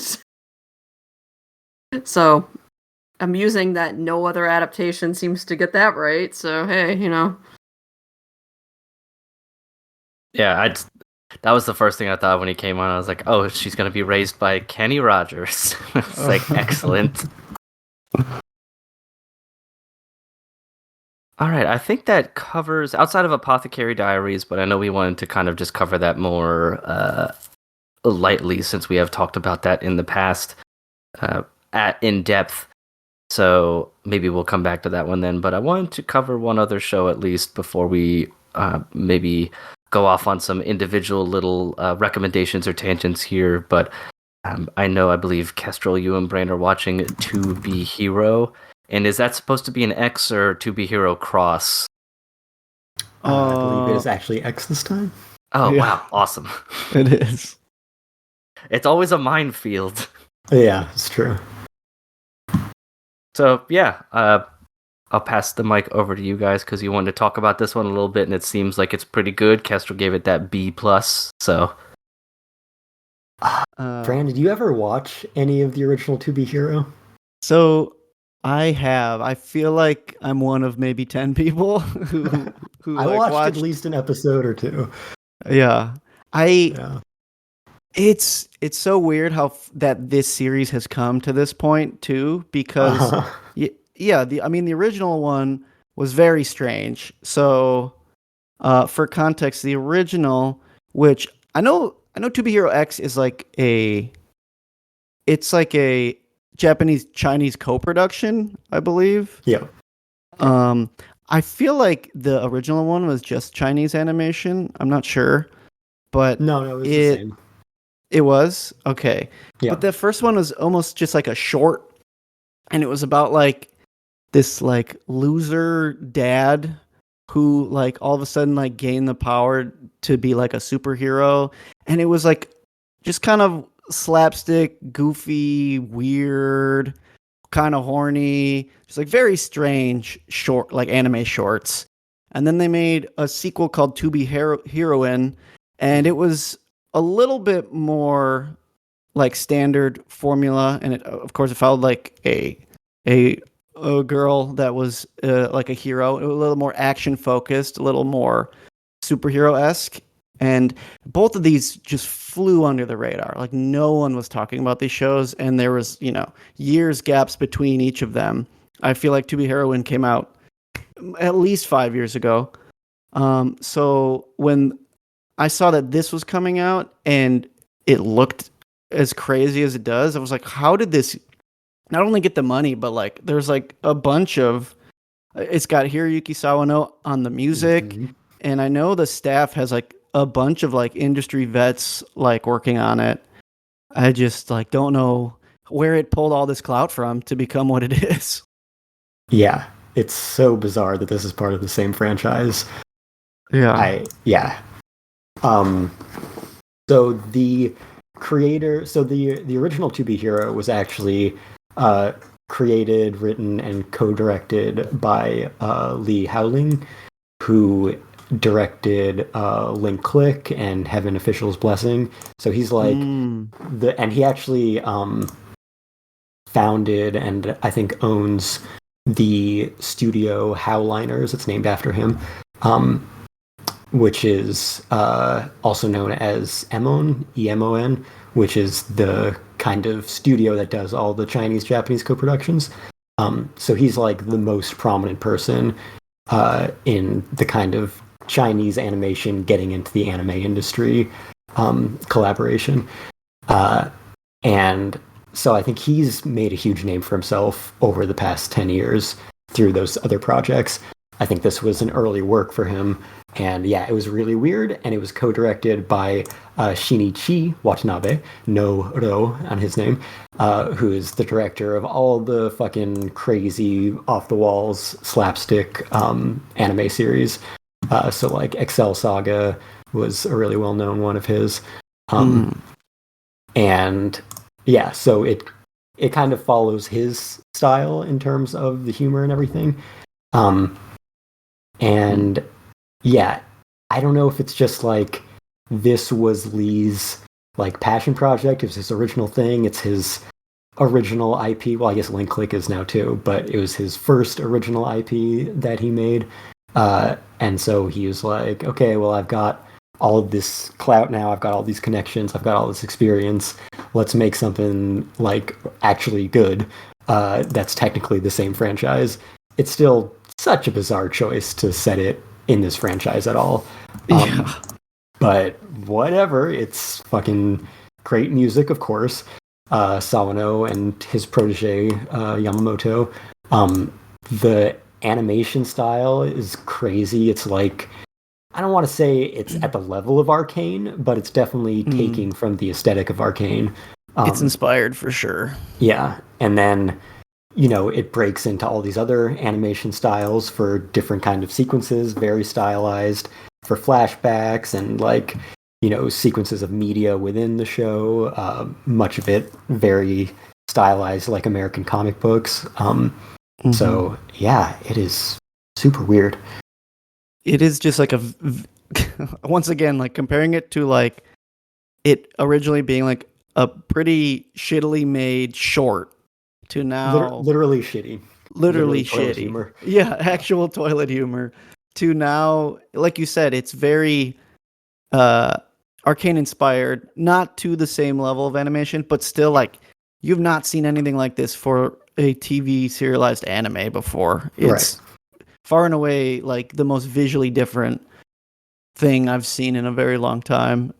And yeah, it's just very trippy to see this franchise come to this point. Absolutely bizarre. I want to see someone like get into this show and then be like, "Oh, I guess I should go back and check out the original now," and just see their reaction. Yeah. Insane. Oh yeah, there was okay. The one thing I will say, I think visually it's a feast. It's a really fun show to watch. Something about the pacing of the story and the way it's told, it feels like a mobile game ad. Is like the best way I can describe it. Yeah. It's just like it hits you with the, oh, this guy's a loser, this guy's a loser. Oh, now level 100, you're the best. It just feels true. like a weird ADHD fueled story. Kind of that TikTok kind of pacing. Yeah, yeah, very much like it's like a TikTok. This show is probably made to be broken up into 12 TikToks every week. Yeah. But aside from that pacing, that I'm getting too old for this kind of pacing. Yeah. It's an interesting watch. So like, I'm gonna keep watching it. I have no idea where the story's. I don't even know. I can't even tell. I've only watched 2 episodes, but I really can't tell if it's going to stick with the current story. It feels like it's moving in a way that like I don't know what's gonna happen next. I mean, so the weird thing is like all the promotional material, the opening, ending, everything, the main character is not our main character. Yeah. So yeah, definitely curious to see what ends up happening with that. I assume he's the main antagonist. But yeah, I agree about the pacing. It's definitely jarring, and I feel like it's maybe hampered a bit by trying to hold on to some of its origins as a gag comedy. Because it can be like really sincere a lot of times, but it spends a lot of time still being like weird off the walls crazy comedy, and I don't think it's that effective at balancing the two. It's like better than some examples, but yeah, it feels strange. And yeah, I'm curious to see where the story goes. Like, it kind of plays on the, Japanese mythology tropes of, heroes, in this case, powered by people's beliefs in them, and it does some interesting things with that. And we've seen that adapted into a lot of different things over the course of anime. I guess it's East Asian religion in general. So yeah, it could go a lot of interesting places with that premise. So far, it's been pretty episodic, pretty, character of the week driven. But it's definitely playing at a larger narrative, and the kind of foreboding that's surrounding the presumably antagonist does give me the kind of vibes of like Link Click and how he's structured that series. So I think it definitely has potential, and yeah, infinitely better than a fucking To Be Hero show had any right to ever be. Yeah, for real. But this is one of the rare cases where I would do my best not to recommend anyone watch anything before this. Right. I will do my best to make everyone think that there was never anything before this. Yeah. You're like, oh yeah, no, they just have a similar title. They're actually unrelated entirely. Yeah, it's wild that in the season that we're getting this like mindfuck alternate universe Gundam, this is the show that's the biggest curveball for me. Yeah, it's kind of a weird season. Like everything we've talked about, it's like, okay, Gundam, but it's a new universe. But what if it's not a new universe? What if it's the original story, but an alternate universe, and it's by the Ava guys? And then we've got To Be Hero, but instead of a weird, perverted, low-budget toilet humor show, it's an arcane-inspired Asian religion hero epic. And then what if What if Anne of Green Gables is back, and what if Watanabe is making Spike even cooler this Fuck time? it. Spike Part 2. Yeah, with parkour and the Chad from John Wick, and what else can we come up with? Yeah, Yeah. weird season. This Interesting is to talk the about. I guess. the dartboard idea season. Just Yeah, seriously. boink. Yeah. Interesting to talk Yeah. about. Yeah, if anything, it's certainly made it one of the seasons that has greater variety For in sure, some yeah. ways, because we're just all over the map with these shows that we're all watching and such, rather than previous seasons where it's just been like season 2 of this and season 4 of that and season 1 core 2 of this. Yeah. Yeah, To be fair, 'cause, like, besides what we've talked about, basically all my other shows are sequels. I was just gonna say, like, half of them. Like last season, where Sakamoto Days was the only new show I started. Technically, everything that I haven't dropped is like part of an existing series or franchise. Obviously, this is a completely new story. Umu Musume has a completely new story, but yeah, it's a lot of old franchises, and yeah, I feel like all the shows we've talked about are kind of like a really weird line between original and adaptation. So like Yeah. Gundam, it's technically an original story, but it's, the original Gundam story from 46 years ago with a bunch of Gainax tropes and then a new story folded over that. Lazarus is a completely new story, but it's just Watanabe up to his old shit again. Then Anne of Green Gables is obviously not at all a new story, but it's not like a manga adaptation where you just one-to-one every frame. You're going to have some creative input in an adaptation of a classic Western novel. And then this is an existing franchise, but absolutely nothing like anything that came before it. So, This is like the Nepo baby season. yeah, exactly. They're like so many of these franchises we've talked about are indebted to years and years of history. Right. Like, none of the shows we've talked about so far would exist if not for at least 10 years of successful anime history. Yeah. Jeez, that's nuts. And One Piece is back. And One Piece is back, that's right. One Piece is never going away. It went away for 6 months. Yeah. Sorta, kinda. Sort of. It was still airing. It was just, wasn't it remakes of earlier arc or something like that? Yeah, just Dragon Ball Kai version. Oh, there you go. Alrighty, well, we have a little bit of time left here, so we can do any individual shoutouts we want. But before that, necessarily, I know I talked about this a little bit before we started recording, but I would really like to hear a little bit about Apocalypse Hotel from Kate, because one of the shows I'm watching, Zatsutabi, Go Japanese Tourism Board, that could easily be benched by another show if something of quality is out there. And I've been hearing good stuff about Apocalypse Hotel. So, Kate, would you please educate me? There's only room for one tourist show in this season. So, Apocalypse Hotel is an original thing, not based on something that exists, manga, light novel, or otherwise. It is...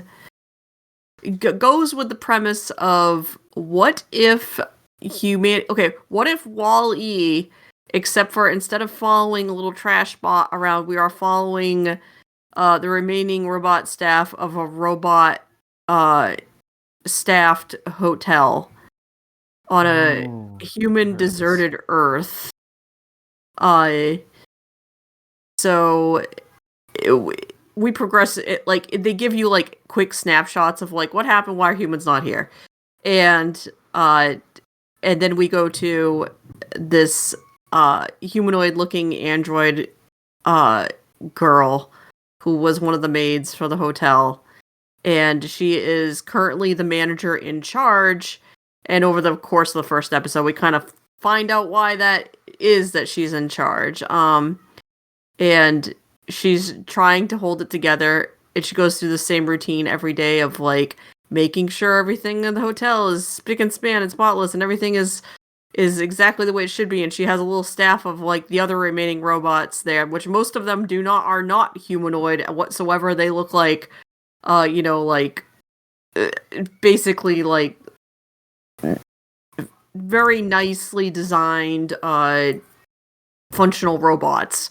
I saw the one promotional image, and I thought they all looked like if robots were exclusively designed by Dyson. Yeah, basically, like they're very right. A lot of them are very rectangular. There's one that's just like the luggage cart, but it like moves itself around, and yeah, they are all very realistic looking robot designs, except for the android maid girl, who looks like an android, who looks like a girl, and the animation in the show is fantastic. Everything looks very good. The characters are fantastic. The little robots, aside from the android maid girl and most of the robots do not have like names. They have like she has a name. I can't remember. Yeah, they have names that are basically their functions. Like one is like the bug catcher robot. Like its sole purpose basically is to like run around and get zap bugs. It's a bug zapper that runs around and zaps bugs. That has been given the secondary job of watching the front desk when she's not watching the front desk. But most of them just respond in beeps and boops and like gestures. So that's kind of fun.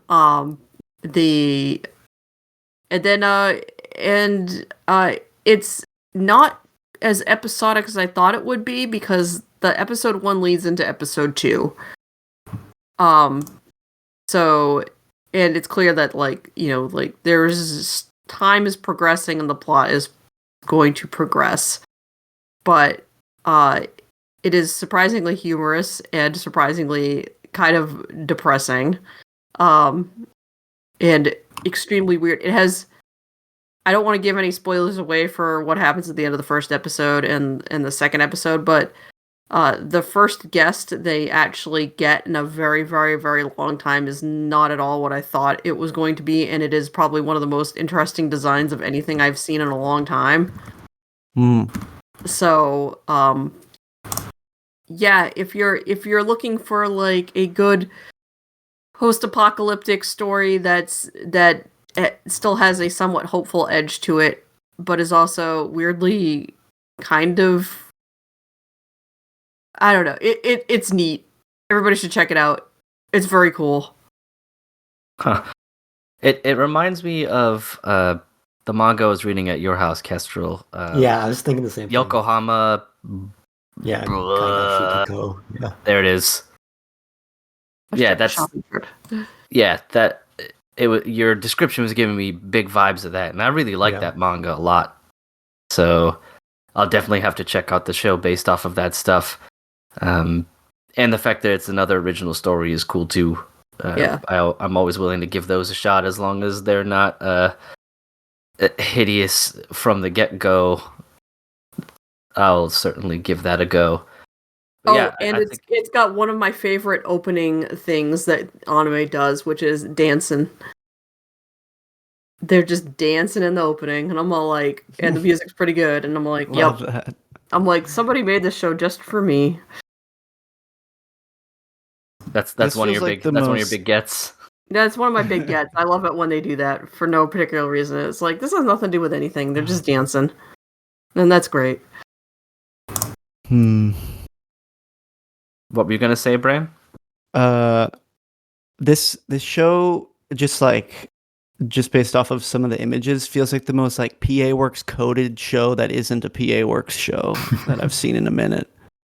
But Psy Games, interesting.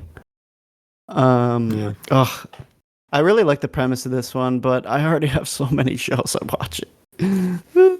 We'll see if any of them end up in the bin. Maybe I can do a hot swap. Yeah, I don't know if you've got any that are getting awfully close to Ride the Pines, so... I feel like the ones I'm most disappointed with so far are sequels, and I'm like, I'm already this deep, but You're right, exactly. We'll see. Gotcha. Yeah, I'll definitely give it a shot because I'm 3 episodes through Zatsutabi and it's okay. It's better if you frame it as an educational piece than an anime with characters and drama and a story. If you view it as just a 20-minute long PSA every week, it's a little more effective. But yeah, I'll most certainly give this a watch. But all right, was there anything that anyone else wanted to talk about a little bit individually for some shout-outs? Bran, I know, you're watching 10 shows. Kestrel, you're watching a handful as well. And outside of To Be Hero, we only talked about the ones that you decided not to watch anymore. So I feel like that is a little unfair. But I didn't know if you guys had anything else you wanted to shout out for one reason or another. Feel free. I think the only other one on my list worth shouting out is probably Yaiba, which I feel like this show is very specifically nostalgia coded for people who are into retro stuff. Like if anyone's been into the recent like Ranma 1/2 remakes or the what's her name? The alien girl. What was that? Urusei Yatsura. Yeah, like Urusei Yatsura. Very, very that era coded because this is also like a readaptation of an 80s anime. So the story is very straightforward. It's like this kid grew up in the jungle learning samurai from like his weird deadbeat dad, and then he moves to Tokyo and he's just trying to fight everyone he sees, and he comes across this dude that's very much like a by the books, like at a dojo and stuff, and it's like his very practical style versus his like wild jungle style, and they become like faded rivals. But this show specifically is when you have like that nostalgic feeling about a show you used to love, and the way you see it in your mind and how the action played out in your mind when you were a kid watching it, but then you go back and watch and you're like, oh, this is actually not that, doesn't look as good as I remember. Yaiba to me is what the nostalgia does to your brain when you do remember what something looked like. Yeah, that's how I talk about the new Bleach. Like the new Bleach looks like how my brain makes me think the old Bleach looked like. Yeah, that's fair. That's my biggest selling point on Yaiba, is that it's like one of the hottest pieces of animation right now, and like if you can get past the simplistic and like very old school type of characters, it's just like a feast for the eyes. Just some crazy action animation. And it's the Conan guy, so everyone is very pointy. Yeah. Oh, that makes so much sense. I was like, these character designs, the main girl specifically, she literally looks like female Conan. Yeah. But no, very, very fun so far. Yeah, I mean, everything else I'm watching, like I said, are sequels. I guess the one that isn't exactly is a spin-off is, as I alluded to, Umumusume. I am in fact watching. I never had any interest in the original series, certainly not the games. But I heard that the new movie that came out recently was like exceptional. And that doesn't have any license yet. But based on that and good things that I heard about the spin-off and the fact that I knew that you didn't need any prior knowledge of the franchise, I was like, sure, I'll give it a shot. And I give it a shot, and it's fun, and it's well animated. And I don't know, I feel like I'm watching like kind of exclusively I don't really know what adjective to use, but not the kind of stuff that Umumusume falls into, where it's kind of like your moe anime. It's not fan servicey, but it has that kind of vibe that I've mostly distanced myself from in recent years. There's a certain type of person that really likes this show. Yes, there's a certain type of person that really likes it. And getting a little bit of a taste of that back is kind of refreshing because it's kind of nostalgic for the 2000s, early 2010s, where I was watching a lot of anime of that genre. But it is like a sincere kind of sports anime, just with the silly premise that these are horse girls racing. But the fact that, that really only extends to the fact that they have horse ears and tails. Beyond that, it's just a pretty standard racing show. So it's got that kind of pandering aspect to it, and it's got some of your cute girls doing cute things tropes. But I think it does focus enough on real character work and real competitiveness that it kind of blends nicely. And it's got that mobile game mogul money. Of course, yes. So that helps. Yeah. It does feel less like a mobile game than 2B Hero X, which has nothing to do with a mobile game. Yeah. That's funny. So wait, this is how is this not related to the previous Uma Musume seasons? Is it like a prequel or like a spin-off? Or... Yeah, I think it's just like a spin-off, somewhere else in the universe. Like it doesn't cross paths with the characters of the first anime adaptation, and I think the movie is also yet a third one. It's just kind of one of those premises where, you establish that you can have all these characters, and I'm sure in the game you can spend lots of money to collect them all, and so they don't necessarily all need to exist in the same story. It's kind of like Love Live, right? Like, all the Love Lives kind of exist independently. That makes a lot of sense. Why wouldn't you make a new product based on like, oh, this is the one everyone likes now? Right, exactly, yeah. Yeah, okay. Everyone loved collecting this girl and spending all their gacha money on it, so why not make her the star of a show? I'm very undereducated on this topic, though, so I would have to look into it more to know the details. I just know that it is not like Uma Musume Season 4 or whatever they're up to. It is a new spinoff. It's time to learn. Yeah. All right, cool. Bram, was there anything on your list that you wanted to shout out? Anything else? Or I know you talked about Yaiba. We got Kestrel coming in with the Uma Musume. The only other non-sequel that, like, I think based on people's tastes might be worth checking out is Witch Watch. It's a Shonen Jump rom-com that I read the first, like, maybe 30 or so chapters of when it was first in Jump, and I kind of fell off, but I picked up the anime because I thought the comedy aspects of it, I think, would play out better with voice acting and animation. So it's been cute and fun so far. And also there's been some interesting aspects to it, like Megumi Ishitani made the OP animation for it, so it looks crazy. Just like overall, it's like a fun series that does like a good balance of the romance comedy, and then all of a sudden like a plot will kick in and it'll get like kind of dark and spooky for a second. In general, though, it's nothing too crazy if you're into rom-coms. It's from the guy who created Sket Dance and who was an assistant writer on Gintama. So if that's at all in your lane for humor, it might be worth giving it a shot. But yeah, been okay so far. Sounds good.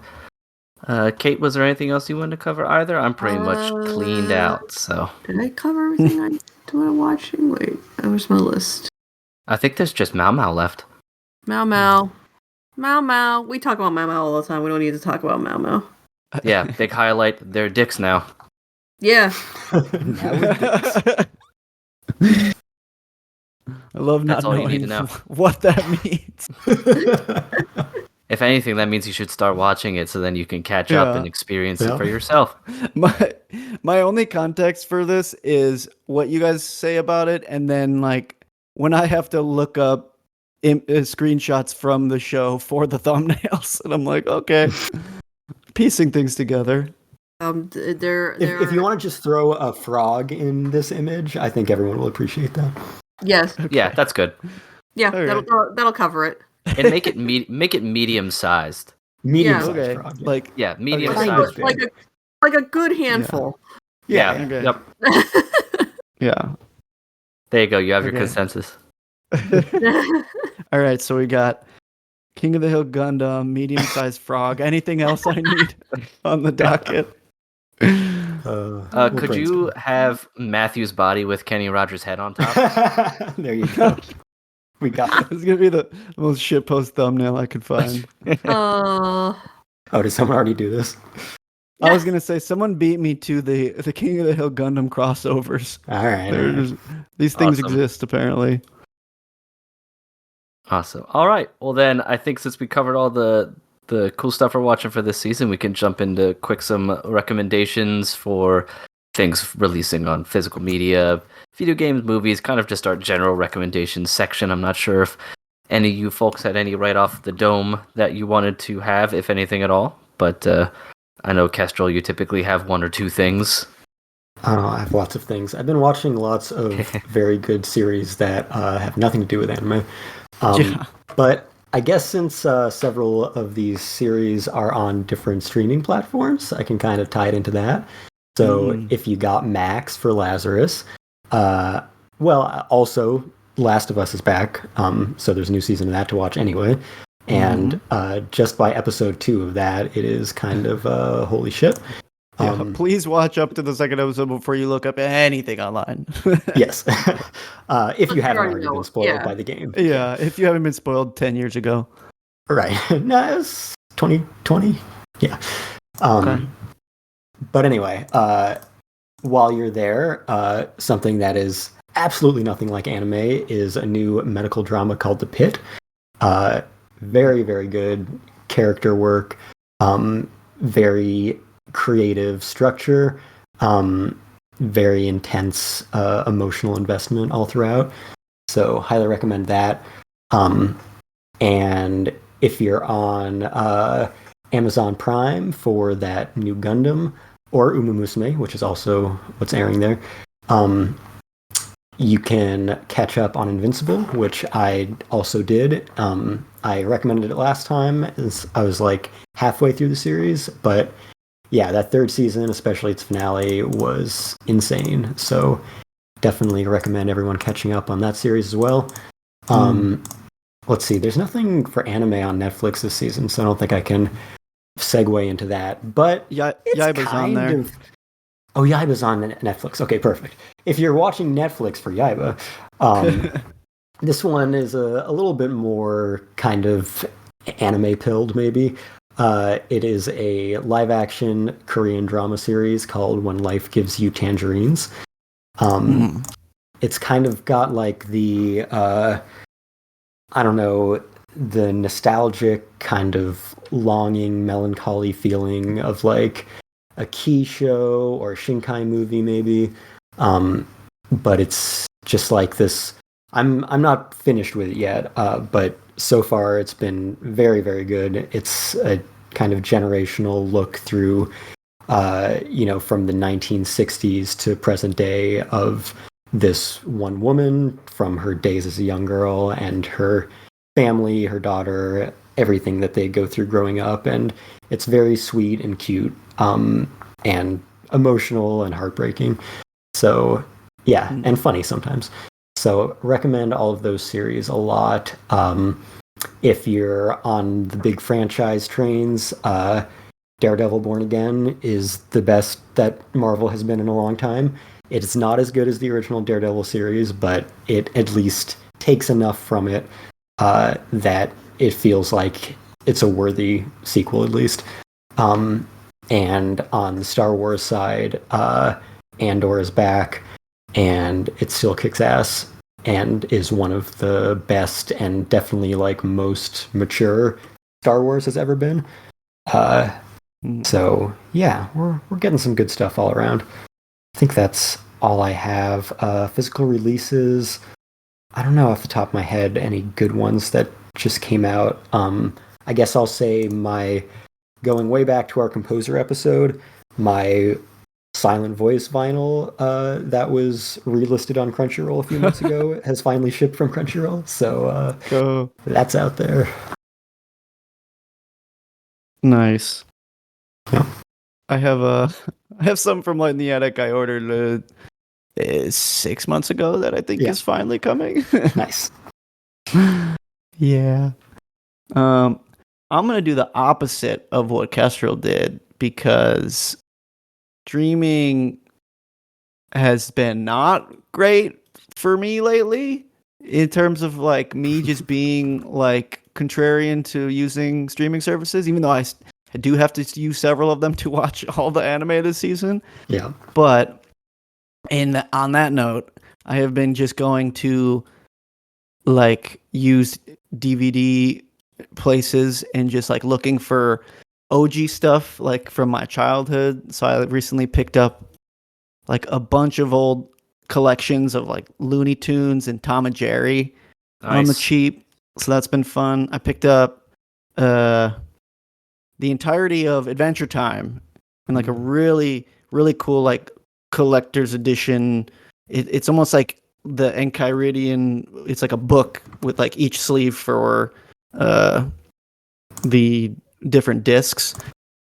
So I've been really on my physical media grind. So the only recommendation I'm going to say is go to your local half-price books or wherever they sell old physical media and get your hands on something that you yearn for from your childhood.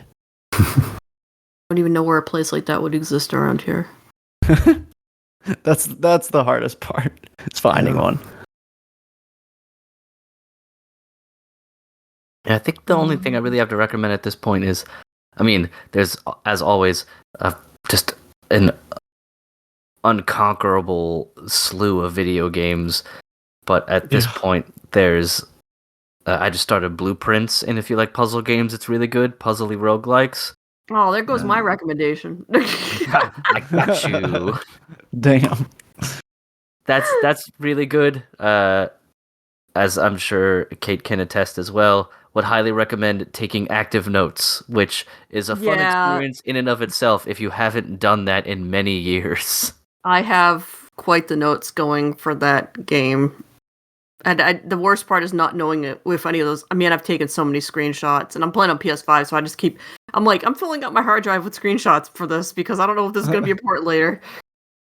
Yeah, I know. I'm writing down notes as well, and part of the fun is being like, is this all bullshit that I'm just writing down right now, or... does this mean anything at all? But every time I walk into a room and see another chess piece going, I don't know shit about chess, and I'm sure this is going to be important later, and I don't know. Is this a rook or a knight? Yeah, I'm like, is that a pawn? Or, I'm like, is this going to lay out like a chess? I'm like, shit, fuck, I don't know.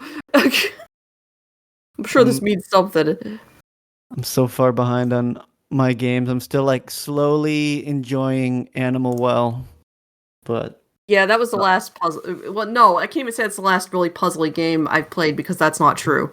Because I definitely was playing Lorelei the Laser Eyes after that came out, and also the other Golden Idol game that came out last fall.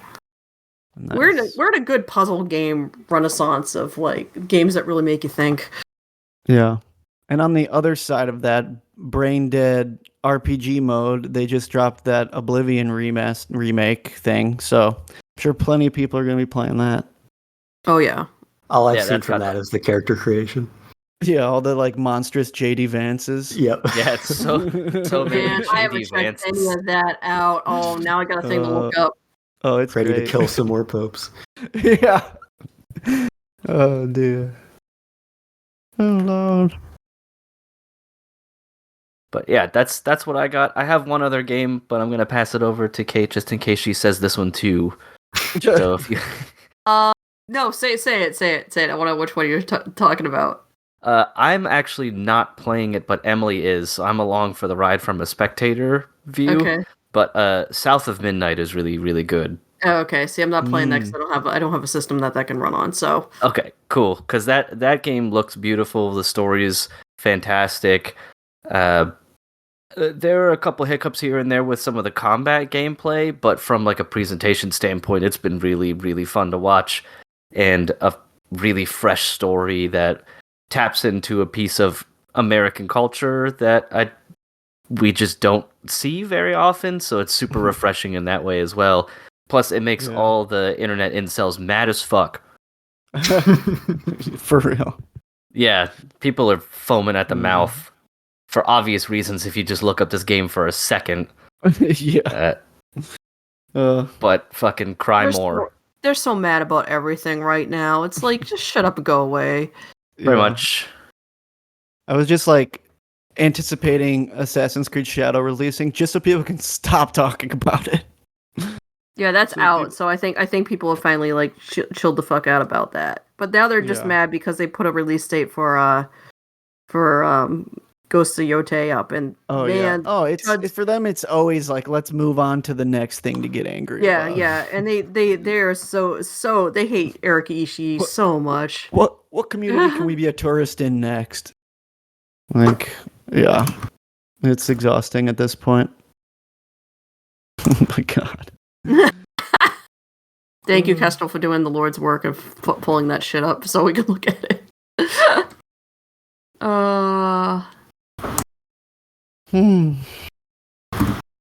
Yeah, Kate, I didn't know if you had another one, so I didn't steal your thunder. No, I've been playing Blueprints. I've been playing I don't know, these old games keep putting out like more DLC content and stuff. I'm still playing Monster Hunter Wilds.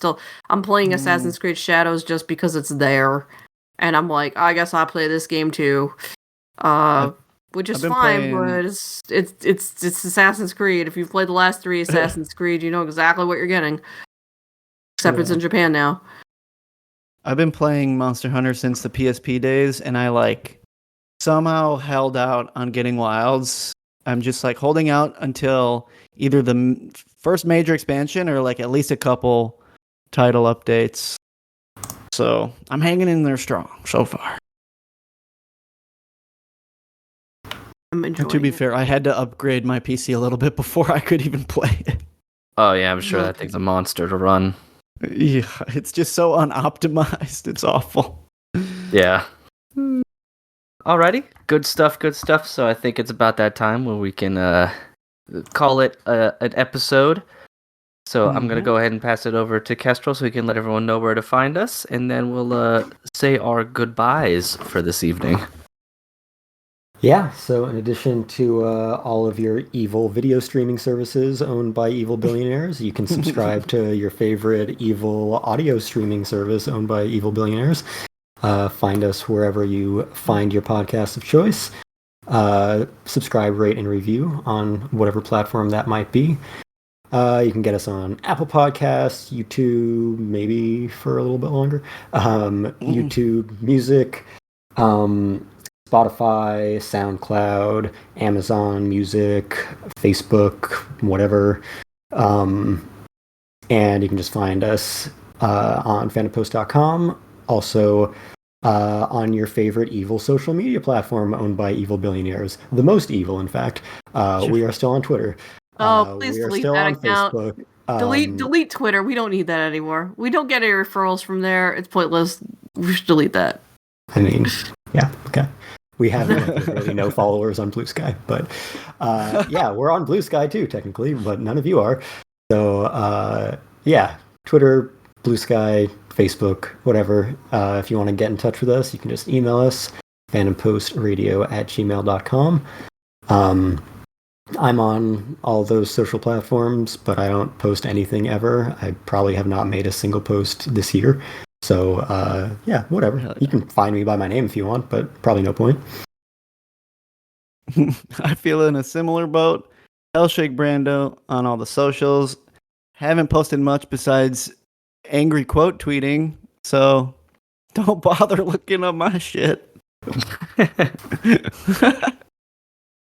Yeah, if you want to see if me, anything, running away and maybe not engaging in social media as much is better for your mental health anyway. So it would It really definitely better for your mental health.